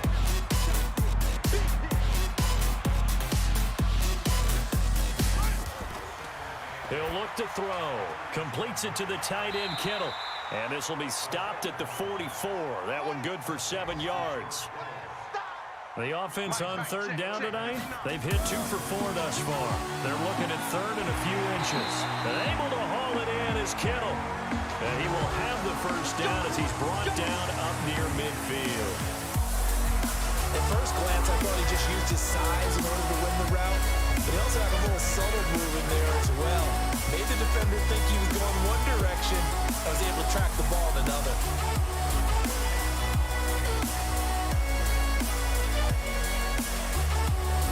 Two first downs have him up near midfield now on 1st and 10. Now a handoff here to his running back. And he's got it across midfield and into Denver territory. The tackle there by Patrick Peterson. And to give this time to the tailback. And he still has yet to get on track in this first half as they're going to stop him behind the line. It'll be a loss of a yard, and that's going to bring up a 3rd down. I saw Von Miller in college at Texas A&M, and all he kept hearing about was his speed off the edge to the quarterback. But what impressed me is balance and his ability to take on blocks and be a force in the run game, as we just saw there. In search of 8 yards on 3rd down. They've already converted 2 of these on this drive, 2 for 2. Going for Hurd on the deep ball. He rifles one that's intercepted. Picked up by Josh Jones. And he's able to get it back to the 33-yard line. Jalen Hurd, the intended receiver. That was a really nice interception. I think it illustrates the differences between playing man and playing zone. When you're in man, all you're focused on is the receiver in front of you. But when you're in zone, you're allowed to read the quarterback's eyes and go to the ball. That's exactly what happened on that play.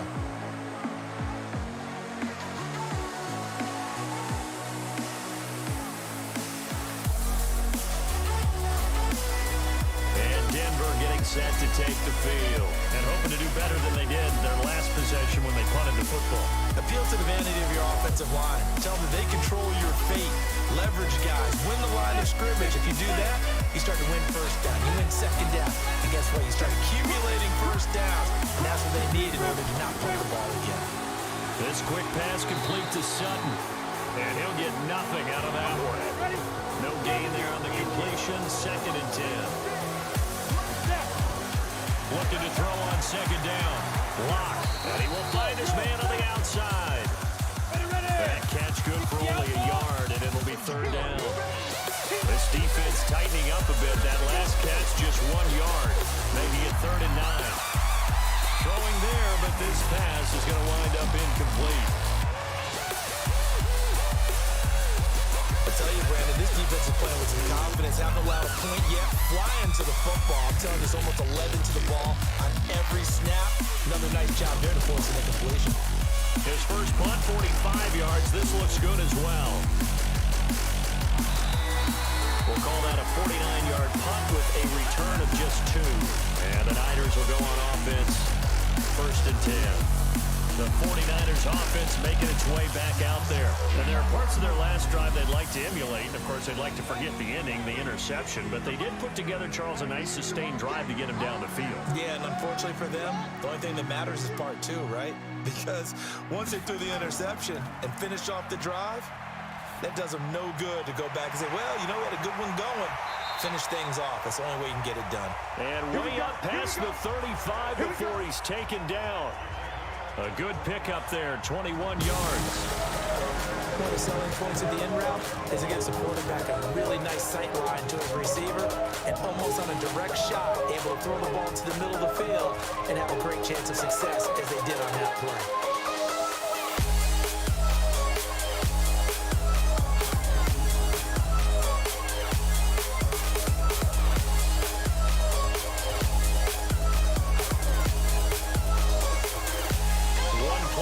Into the 37 here for 1st and 10.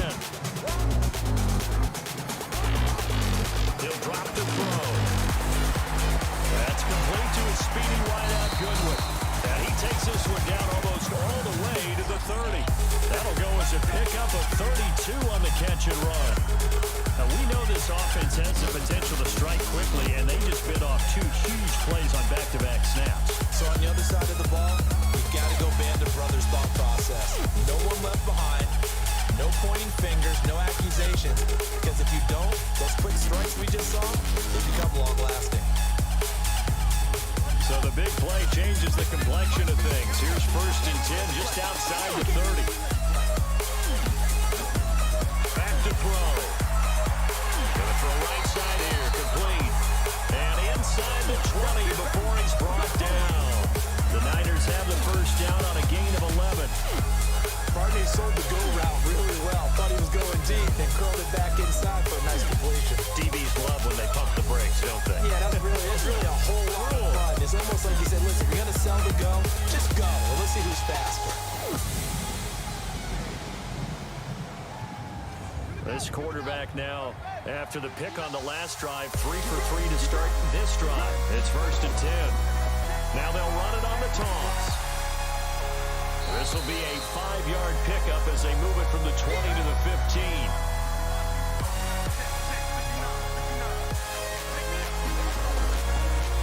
And he'll give it here to his running back. And they're going to lose some on this play. Being knocked back to the 18. The short field shrinks even more with the type of bodies they brought in on that play. Those extra tight ends, they weren't able to secure their blocks, and that one ended up going backwards.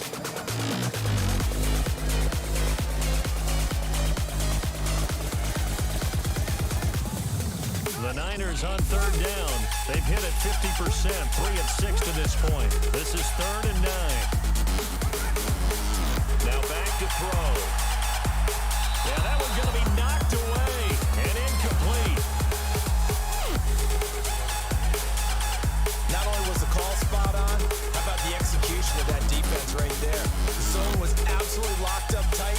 He was trying to force it in there on 3rd down. But if there's a time to force it, he felt like he needed to make a play, right? Yeah, exactly right. 3rd down, you got to try and find something. There's nothing available there for him.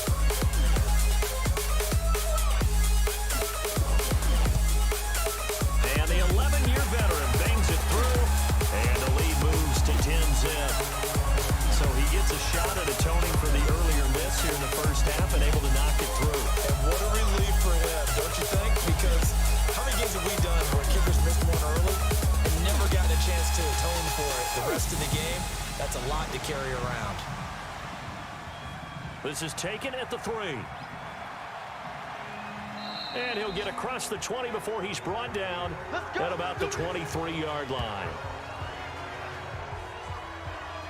Now out comes their leader and the captain of this offense back onto the field. He's got to dig deep here, doesn't he? Team's losing. He's not playing well either. And they always tell you, don't press. You'll make things a little bit worse. But in this particular situation, you try and heighten your play a little bit. So far, he's thrown one interception. He wants to balance that off with at least one touchdown pass in order to get his team back moving forward.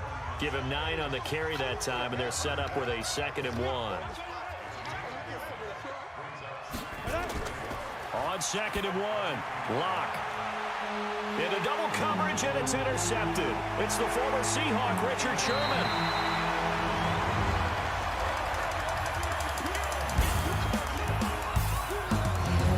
Just been a load for opposing offenses to account for. Now 8 interceptions on the year. I love that number because I always think of center field. You know, when I hear 8, because that's the position you write in the scorecard in baseball. And what do good center fielders do? Catch all the alleys, right? They range deep and make a whole lot of great catches.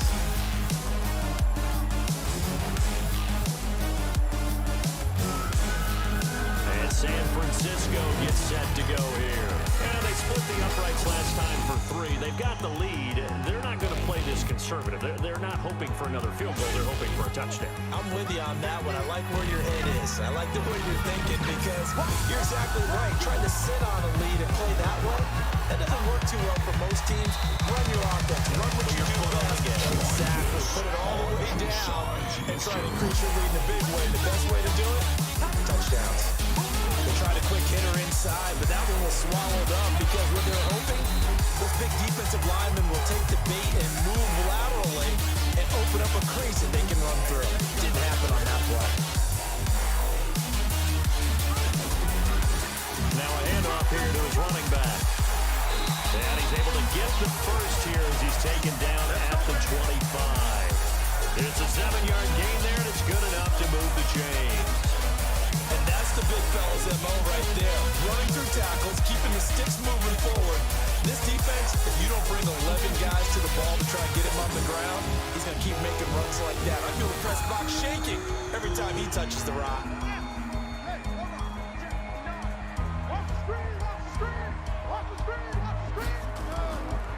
They'll run it now out of the gun and give him about 3 as he gets it down to the 22-yard line.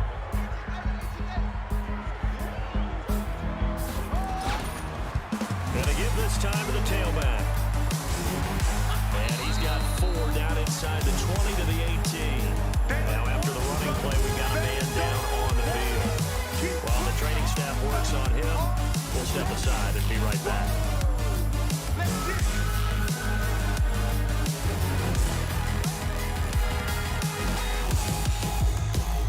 The Niners on 3rd down. They're at 50%, 4 for 8.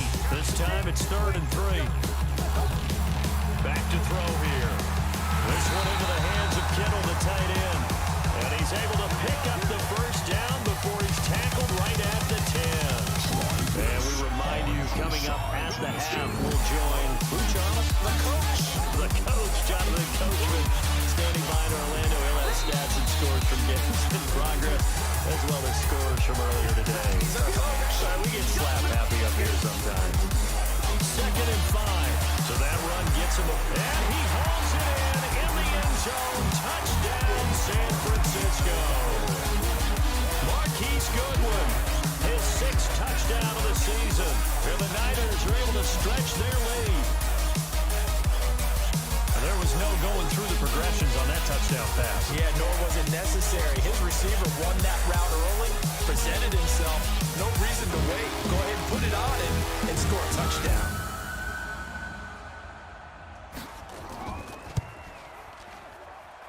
Extra point up and good by Bailey. And that makes our score 17-0. So that drive takes him down the field in 8 plays. And it's polished off by a touchdown for San Francisco.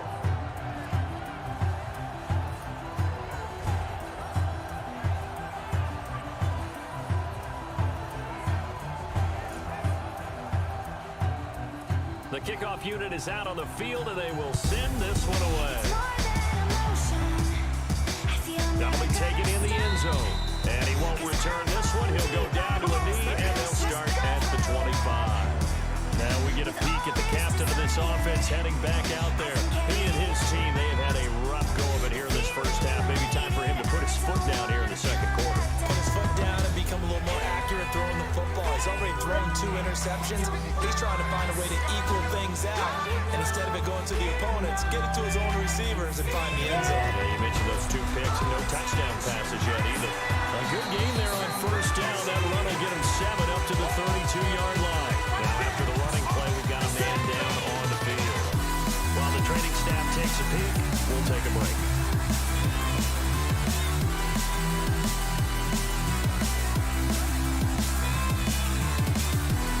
A good run got 7 on first. Here's 2nd and 3. Lock to throw on 2nd down. And get this one to Switzer. And he'll bring it up here to right at the 40-yard line. That one a first down pickup of 8. I think that's a big pickup for a first down because when you run a drag route against zone, you're sometimes asking for trouble because you might run into a defender. Yeah, well, there they ran into a first down. Executed it to perfection. This offense finding its legs now. Here's another 1st and 10. Lock now on first down. And an incomplete pass. That'll stop the clock here with just under a minute to play in half number 1. Here's 2nd and 10 now from about the 32. Now Lock. Open man, that's Noah Fant, the tight end. And this will move the chains again as the tackle's going to be made at the 49ers 21. Here's Lock to throw. That's a staple of this offense. Drag route to the tight end. He's unable to use his size to break off much more yardage after the catch, but still an effective gain nonetheless. Now the Broncos will use their 3rd and final timeout as they stop it with 16 seconds to go in half number 1. This is 1st and goal and a golden chance to get a score back here before halftime. In trouble, and he'll go down back at the 12. After the sack, here's 2nd and 11. So we reach halftime in what's been a fairly one-sided game so far. As we'll send you back over to Orlando with our EA Sports Halftime Report, here's Jonathan Coachman. All right, Brandon, we'll get back to you and Charles in a bit. But first, let's get to some of these scores around the NFL here in a busy Week 14.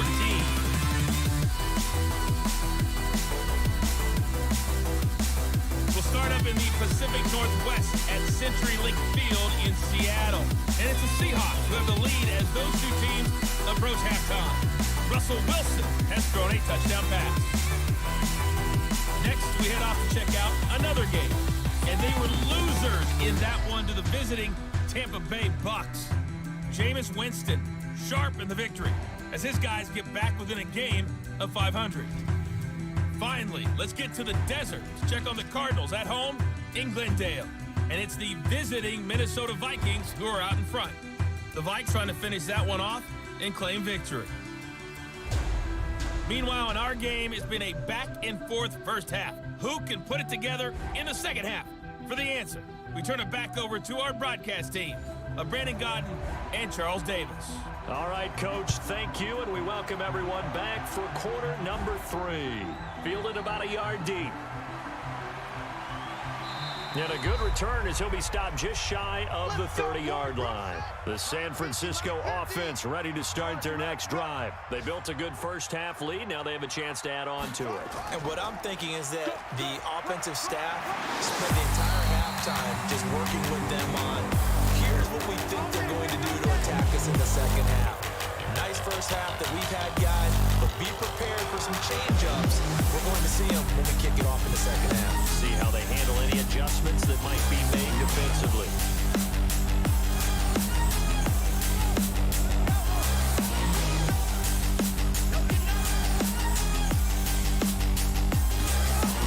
Right back to him on first down. 2 yards on the carry there. It'll be 2nd down.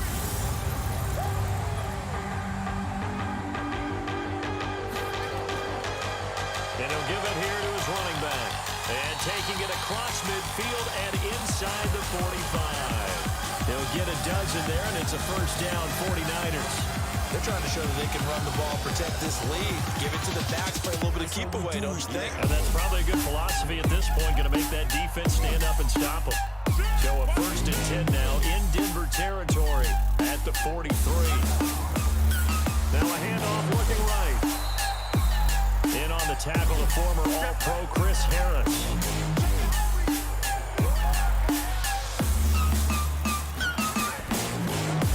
This one into the hands of Hurd.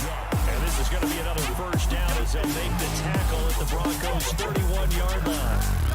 Line of scrimmage, the 31 now on 1st and 10. This is Coleman. Now a loose football. Coleman lost it. It's picked up by the Broncos. And they have the football and will set up shop at the 33-yard line. They may have the edge on the scoreboard, but that hasn't made them pass it, has it? I mean, they dialed up a pretty good run blitz there. And Brandon, you know that all blitzes aren't just designed to get to the quarterback in the passer. Sometimes you're just trying to take away every gap, every hole that might be created in the running game, and they did it to perfection and caused a fumble there. Took away the gaps, took away the holes, took away the football. Lock and the Broncos going to come up 1st and 10 at the 33-yard line.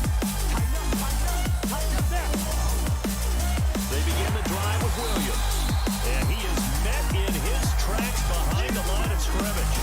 That's going to go as a loss of a yard, and it'll be 2nd down. But these guys going to chop into that deficit. They have to do a much better job in the run game. Caught behind the line of scrimmage, no yardage to be found.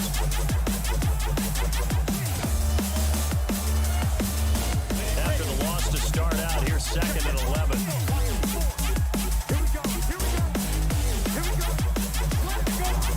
Now locked on the bootleg. And his throw's going to be incomplete. He was trying to find Noah Fant, the tight end, and it'll bring up 3rd down. These guys have punted 4 times already, and they're staring at a 5th, barring a conversion here on 3rd down. To throw it is Locke. Got a man open, it's Sutton. And he'll be brought down at the 34, well short of the 1st down marker. Well, if you do read man coverage, Brandon, the drag route's a pretty good one to run against it because you're running away from people on it.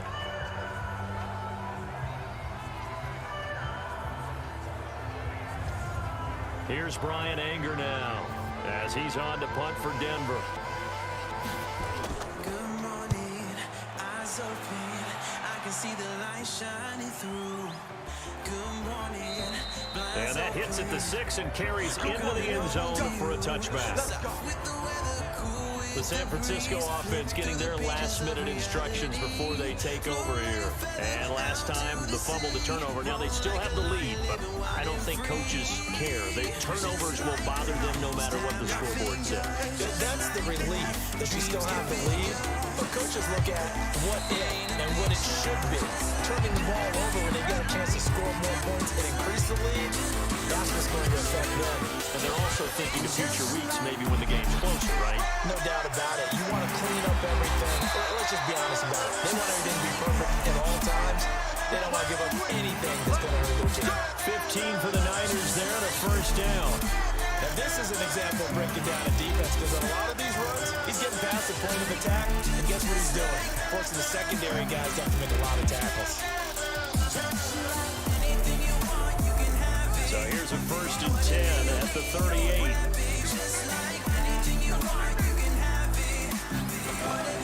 The play-action fake. They'll look to throw. Going for Hurd on the deep ball. And it's knocked away and incomplete. Jalen Hurd, the intended receiver, but it'll be 2nd down. They work again from the 38 on 2nd and 10. 2nd and 10. That's to the right side, complete to Kittle. They'll wind up getting 10 back as that sets them up for 3rd down. The last catch nearly got him a 1st, but it did not, and they'll try to convert on 3rd and inches. Now a handoff here to his running back. Well, they hit him in the backfield, and he will not escape, and that is not going to get it done. Calling a loss of 2 on the play, and that'll bring up 4th down.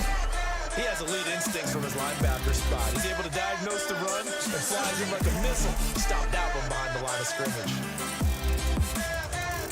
Here comes the 49ers punter now, as he'll kick it away for the 2nd time. He gets this away. It's a good one. Drawing toward the sidelines. Out of bounds as he appeared to be looking for the corner. He got it. They're going to mark this at the 4-yard line. That is how you put field position. That's an absolute bomb of a punt. Down to inside the 5-yard line. Absolutely ideal. From that position, you're hoping to get it down inside the 15, inside the 5. Superb. The Broncos offense now gets ready to head back onto the field. And they begin this drive in very precarious field position inside their own 5. And remember, this is a defense that's already scored once in this game, so you've got to really take care and make sure that you're blocking these guys to try and wedge the ball out from the shadow of your own end zone. And a nice pickup as this one gets him to the 10-yard line. Again, it's Williams. And able to get it here to about the 16-yard line. 7 yards there and a first down. Block now on first down. And he's going to have to hook up to Sutton. A gain of 6 there on first. 6 yards was the pickup on the last completion, so here's 2nd and 4. Williams. And he's going to get this one across the 30-yard line. A 10-yard pickup, and it's enough for Broncos first down. He's obviously a bit of a shorter running back, and sometimes when he goes up the middle like that, he gets lost in there, and then he pops out for 10, 20 yards. I actually asked NFL linebackers if that was true. Do you actually lose sight of some of the smaller running backs? And all of them confirmed that that can be a problem. Think of it this way. 2 of the top running backs in NFL history, Emmitt Smith, Barry Sanders, both 5'10". Just a yard on the pickup there, and it'll bring up a 2nd and 9. They're trying to quick hitter inside, but that one was swallowed up because what they're hoping, this big defensive lineman will take the bait and move laterally and open up a crease that they can run through. Didn't happen on that play. Block going to throw. And some room to run now. And his guys will set up shop at midfield at the 50-yard line. Well, that's 3 picks he's now thrown in this game. And I know this, the holiday season, but here we are in December, right? It is the season of giving. Maybe for his own sake, after the game, he may have to announce that he's donating certain amounts to charity for each interception that he threw. Won't change your mind. Can't shake the light. The 49er offense now making their way out onto the field. They're out in front. Last time they had to punt it away. We'll see if they can add to their lead now. They don't want to go out and punt it away again. This team now wants to get a cushion, put people away. They want to run their offense and have it end up in the end zone. Now a play fake here on first down. And that is incomplete. Took a shot there on first down, but he couldn't reel it in. An incomplete pass on first down. That leads to a 2nd and 10.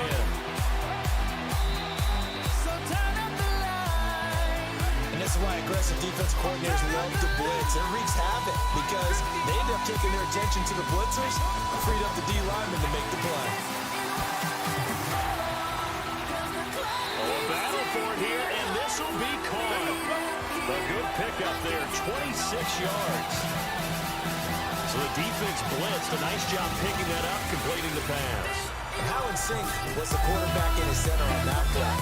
They saw the blitz, made the appropriate calls, got the line engaged because now they know there are going to be extra guys coming at the quarterback, so they got their assignments down pat and kept them away from it. And he's able to step up in the pocket and fire one now for a really good strike. This quarterback now, 5 straight completions here in this second half. 1st and 10. They try and run on first down, but this one going to lose a couple yards as they get him behind the line. A loss of 2 there. 2nd down. Came out in a power set, but that only served to put more men in the box. And guess what? If you're going to do that, you've got to win up front, right? Your offensive guys have got to beat the defenders. They lost all leverage on that play.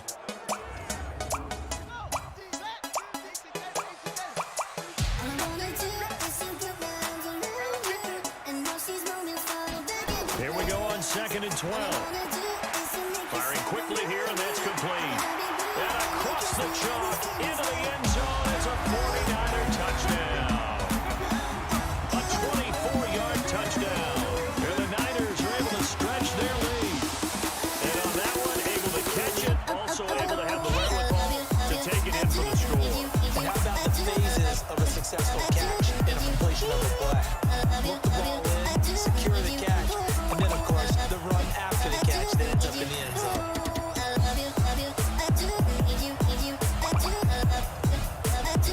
Here's Bailey now for the extra point.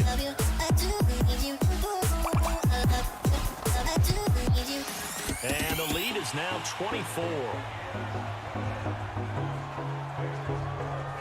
The drive summary that time, 5 plays. And the end result for the 49ers, a touchdown.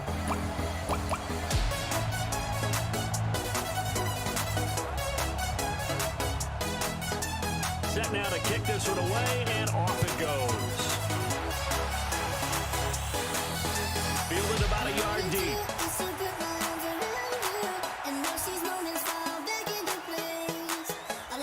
And a nice return sets him up pretty good here at the 30-yard line. So the Broncos come back out as we give you a look at the playoff race in the AFC. They've got to dig down deep. I mean, they need something right now, really anything to cling on to. This offense has struggled. Partner, join me in a walk to their locker room at the half, okay? Because I think what we would have seen is an offensive coordinator and his assistant coaches getting together all their positions, then coming together as a group, going over adjustments, and then the head coach coming in and just screaming, wake up. Let's get moving, guys. I'm kind of glad we weren't in there that time, actually. You think he might have turned it on us, too? Yeah, but right now, whatever was said hasn't been working. And he is met quickly in the backfield. Down he goes, folded like a lawn chair.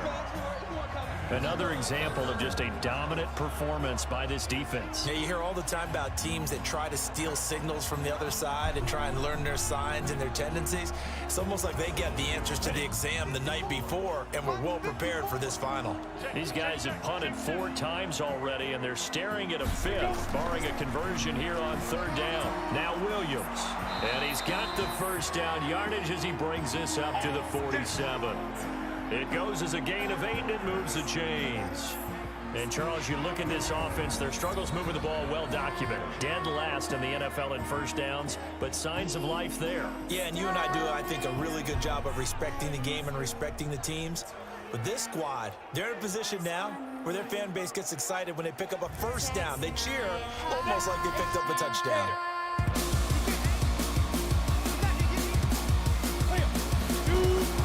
Throwing on first down is Locke. Pressure, and he's going to be taken down.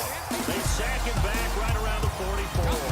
DeForest Buckner in there yet again. What else is new? He continues to rewrite the record book in single-season sacks. And that sack certainly just strengthening his candidacy for Defensive Player of the Year. You think he's got that one in the bag yet? I'm not willing to vote quite yet just because I won't wait till the season's over, but he is really tracking towards it. Just look at all the great plays we've seen from him throughout the season. Strength plays that you referenced there, as well as agility plays. They just have not found a way to block him consistently. After getting stuffed on first down, not much better there. 2-yard gain. Sometimes your philosophies get challenged at times you don't want them to. They did try to stick to the running game on the first 2 plays. Didn't amount to much. And now facing a 3rd and long at the outset of this drive. Another drive comes and goes. Still nothing on the scoreboard. Yeah, when the second half comes, you know, it's real easy to get discouraged and wonder if you're ever going to get things started. You just got to fight through it. Got to keep pounding away. Here's Brian Anger now as he's on to punt for Denver. This is away and a very good kick. Angled for the sidelines.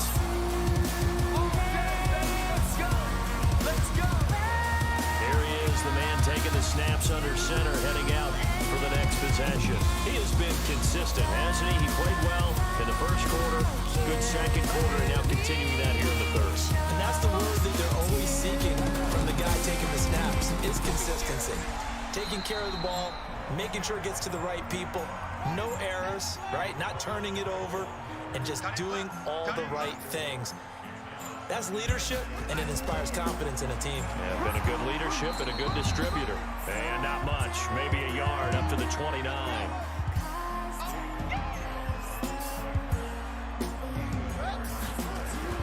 They're going to look to throw. And he's going to find his man out of the backfield. That's complete. Give him 6 yards, and they do convert on 3rd. Now that's absolutely frustrating for a defender. Had a chance to get him on the ground before he got to the sideline, but what great vision and understanding where he is on the field as he headed for the marker and picked up the first down. This quarterback now perfect since the second half started. 7 of 7. It's 1st and 10. Gonna give this time to the tailback. A good run there on 1st down, and it'll leave him with a 2nd and 2.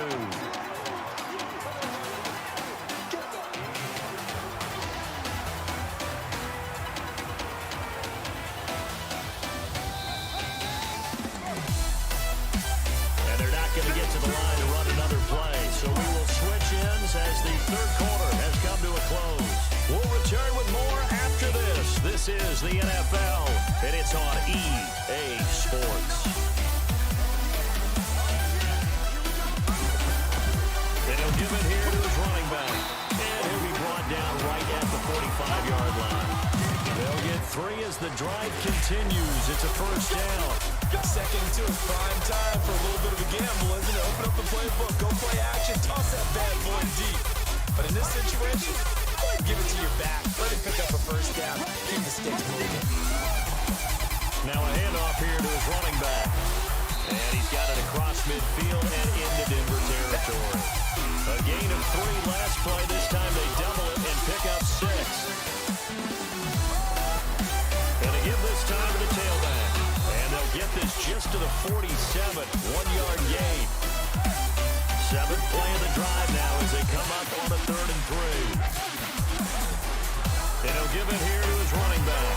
And he's taken down at the 43, but not before picking up the 1st.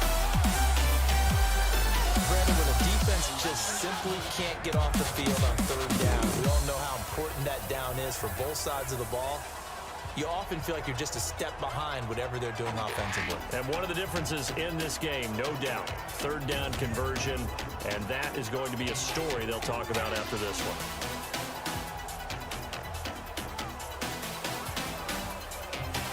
All runs on this drive so far. It's 1st and 10. Now a handoff here to his running back. And past the 35, he'll be dropped a yard or 2 shy of the 30. He'll get a dozen there, and it's a 1st down, 49ers.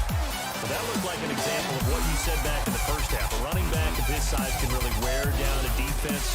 I think he's starting to do that. I think you're exactly right. And know what else he's doing?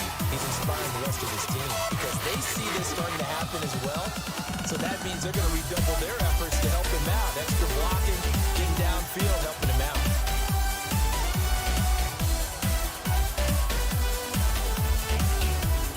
Line of scrimmage, the 31 now on 1st and 10. And to give this time to the tailback. Gets a pickup of 4, and it'll bring up 2nd down.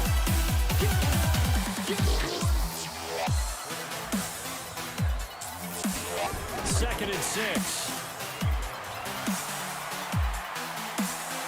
And he's going to be taken down. Pressure gets there back at the 39-yard line. Well, enough takes to start to have a good drive. Quite like a big loss on a sack, does it? Now they're looking at a 3rd and long, and suddenly the momentum shifted to the other side of the football. And old Mo is a very, very fickle man.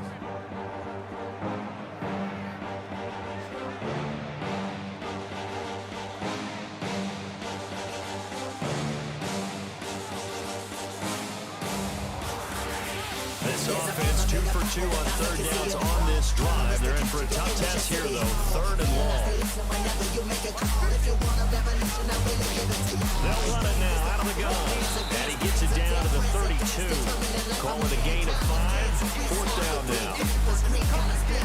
Despite the blitz, they're still able to pick up nice solid gains. The disadvantage of blitzing on the offense and normal spacing and run fits. This creases like they're able to play Dan Bailey now for the field goal try. This is a 49-yard attempt, right hash. And his kick is absolutely perfect. And the lead increases even further. It's 27-0 now.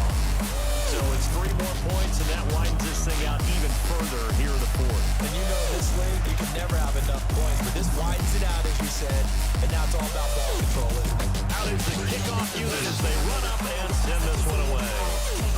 Fielded about a yard deep. Spinning away. And he'll get it up past the 20 to the 22-yard line. And coming out now, the Broncos.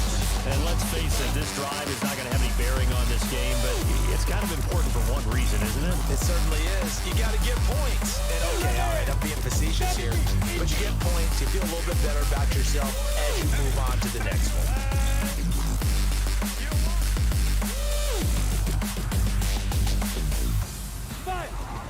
On 1st and 10, here's Locke. It's a short one here, complete to the tight end. And he'll be upended here after a pickup of 3, getting it out to the 25. 4 receivers now in the formation, 3 to the left, 1 to the right on 2nd and 7. Here's Locke. And down he goes. The 49ers get there. That right now, that's a defeated team out there. I think you can see it totally in the body. Hands on hips, heads low. It's just been a struggle from the start. Yeah, this team has been brutally beaten. When the systems are masked, it's just another pyramid scheme. A government racket. Combined with the power of Charles Jurassic. Nation T-Rex with covert tactics. Rise from the ashes. And some secondary help here for the defense in the nickel on 3rd and long. On 3rd and long, it's Locke. And this is going to be incomplete. Just nothing there again. He's been sacked multiple times. We've seen the interceptions, of course. He's really been through the ringer, hasn't he? And what we've seen is a defense is well coordinated. The front and the back really in sync. The front putting on the pressure, the backside being ball hawks and picking passes off. It'll be a 51-yard punt that time. And the offense will take over with a new set of downs.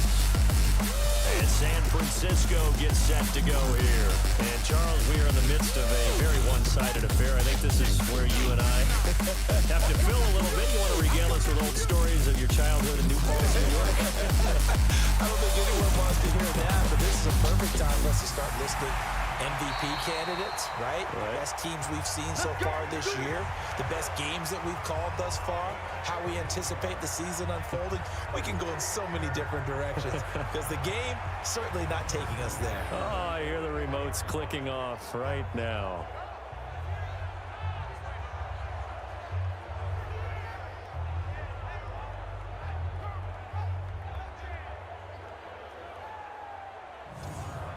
This quarterback now, a perfect 8 for 8 to start the second half. Not bad. 1st and 10. And he'll give it here to his running back. And a good pickup there. He gets about 6 up to midfield.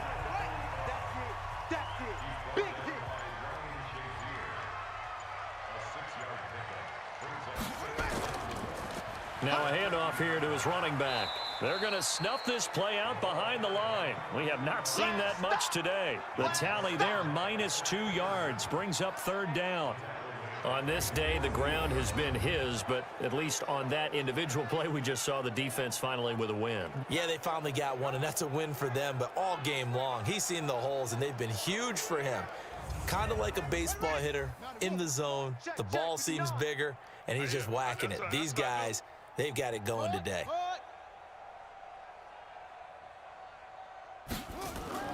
On play action, they'll throw. He's got the 1st down and more inside the 40 and down to the 28-yard line. And this is going to be another 1st down as they'll make the tackle at the Broncos' 28. One of the feature points of the end route is being able to make a nice throw to the middle part of the field. And for a quarterback, that's one of the better throws and better looks that he'll get. But he has to be careful not to wait too long and let his receiver wander into some tough territory. If he's late with the ball, he can get his receiver hit and hit hard. So a 1st and 10 now in Denver territory as they've got it to the 28-yard line. And to give this time to the tailback. And for one of the few times here today, this run's not going to go anywhere. Daquan Jones in on the tackle there. Here's a play fake as they set up to throw. Throwing right, and that's complete. And they'll get this down to the 10. The Niners passing game in sync now. They've got another first down. They have the nice cushion. They just want to pour it on right now, still throwing the football. And I know my background says, why do you need to do this? Just go ahead and run out the clock and get a win. But as many people pointed out to me, this is a video game, man. Go ahead and put the numbers up. Sportsmanship, not an issue. Exercise those fingers. Army, army, army, army.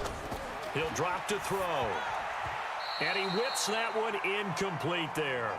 Jalen Hurd, the intended receiver, but it'll be second and goal. They'll go again here from the 10-yard line on second and goal.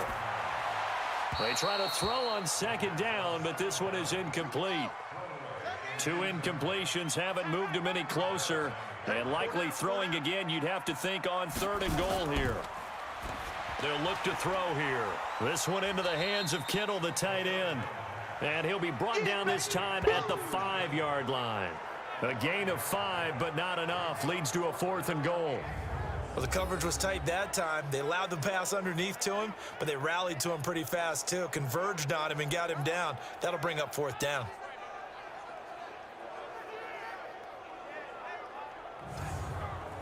Dan Bailey now for the field goal try. This is a fairly straightforward 22-yard short attempt. Bailey's kick is good. And that will just add 3 more to a lead that's already out of hand. A good drive gets them inside the 5, but they could not punch it in. And credit the defense, too. Make sure that happens, because that was the old bend but don't break approach. Made sure they contained them when they absolutely had to and forced the field goal attempt that went through. This is taken at his 4. And he'll take it past the 25 and up to the 28-yard line. Here's the Denver offense now as they get set to take over here. And 3 and out on the last drive. No points on the scoreboard. A little soul-searching now? I would say so, and they need to help out their defense a little bit. They've had to be on the field a lot more than normal, put them in some tough spots. But what's the old adage? When you get another chance, it gives you a better chance to do it right. And now here's Switzer, the target, and he's got it. He'll be hit down at the 33, 5 yards on the play. 5 yards on the catch there, brings up second down. To throw again on second down. Locke, this is the tight end fan. He wasn't ready. He wasn't ready. And I see an extra defensive back on the field. Little surprise here on 3rd and 1. Locke to throw on 3rd and 1. And Robinson with a big catch. And he slips up past the 45 before being tackled. A 10-yard pickup, and it's enough for a Broncos first down. Nice game there, partner, but you and I both know that won't do anything for the final score. They're not going to win this one. Right now, they're playing for pride and fantasy points. And just to erase that goose egg, nobody wants to be shut out. Come on, set, 8, read. Right there, 56. It's our field. It's our Now. Locke now on first down. It's a short one here, complete to his tight end. And that'll be good for 8 yards to the 45. A good pickup there. 8 yards on the first down completion. Nice rhythm throw there on first down. He located his tight end, made it a nice easy pitch and catch. Hoping he can break a tackle or two. Wasn't able to do that there, but still good yardage. Oh, yeah. This linebacking core, they've done a good job of keeping that running game in check, haven't they? They certainly have, and what they'll also do when this game is over is thank the guys up front, the big defensive line, because they've kept them clean, so to speak. Not letting blockers get to them, allowing them to run to the football and keep that running game bottled up. 56. Coming to you, coming to Shoot. you. Locke going to try and throw on 3rd down. It's Williams on the catch. And he gets this inside the 35-yard line. And this will move the chains again as the tackle's going to be made at the 49ers' 34-yard line. Offense for them has been at a premium. You wonder where plays like that have been all game long. They're thinking the exact same thing themselves. but they're also looking forward now because now these plays are really for next week, trying to get some momentum going.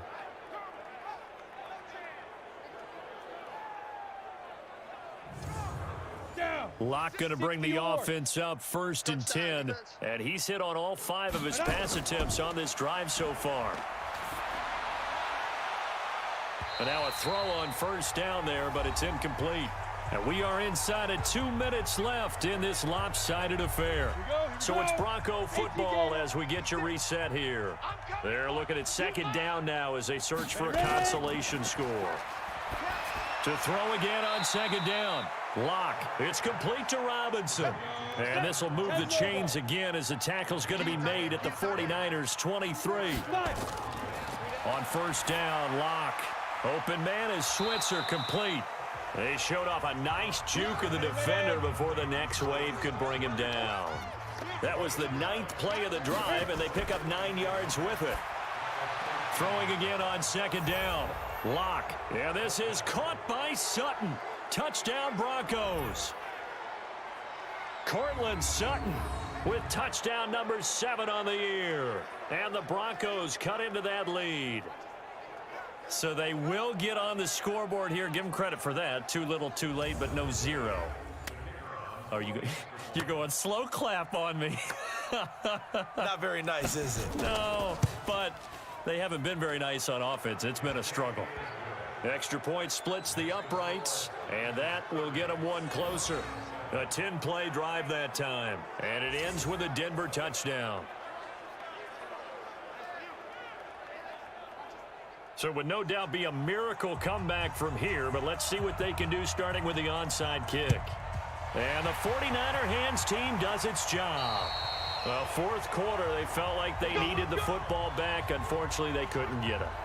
And I know we've brought analytics into the game, and someone has said here that the data says that when a team's expecting an onside kick, 80% of the time, the team expecting it, they do actually recover the ball, which is what we saw here. I just wonder if that number is much more of a anecdotal type of a number. Kind of like when the coaches tell us, well, when you score on special teams, 93% of the time you win the game. I'm still waiting to see that number is empirical. Now they try the right side here. 2 yards on the pickup there. It'll be 2nd and 8.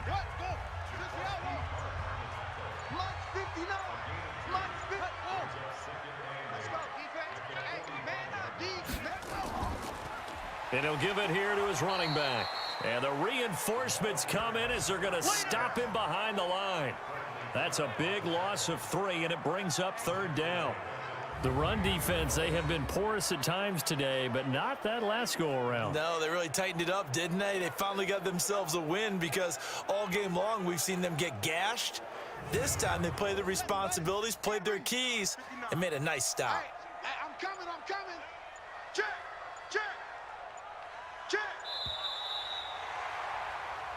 So the victory here for San Francisco, and it was their defense that really paved the way to this victory as they allowed the 1 touchdown, and that was all she wrote. Almost want to do the defense chant right now, right? Defense with a couple of claps in there, but no one wants to hear that from me. Let's just talk about how they got it done, though. When you take care of every aspect of the game, shut down the run, control the airways, right? Make sure the quarterback is harassed. This type of performance you get. They can't fashion together any offense, no consistency, and they just took control. So for the 49ers, they move back over 500 at 7-6. And they'll get another home date next week as the Raiders will come to town. Meanwhile, for the Broncos, any slim hopes they had at a playoff berth gone now as they drop to 4-9. And they'll get a chance to redeem themselves at home next week. That'll do it for us. I'm Brandon Gaudin alongside Charles Davis. Thanks to our entire crew as well. We'll talk to you next time. So long, everybody.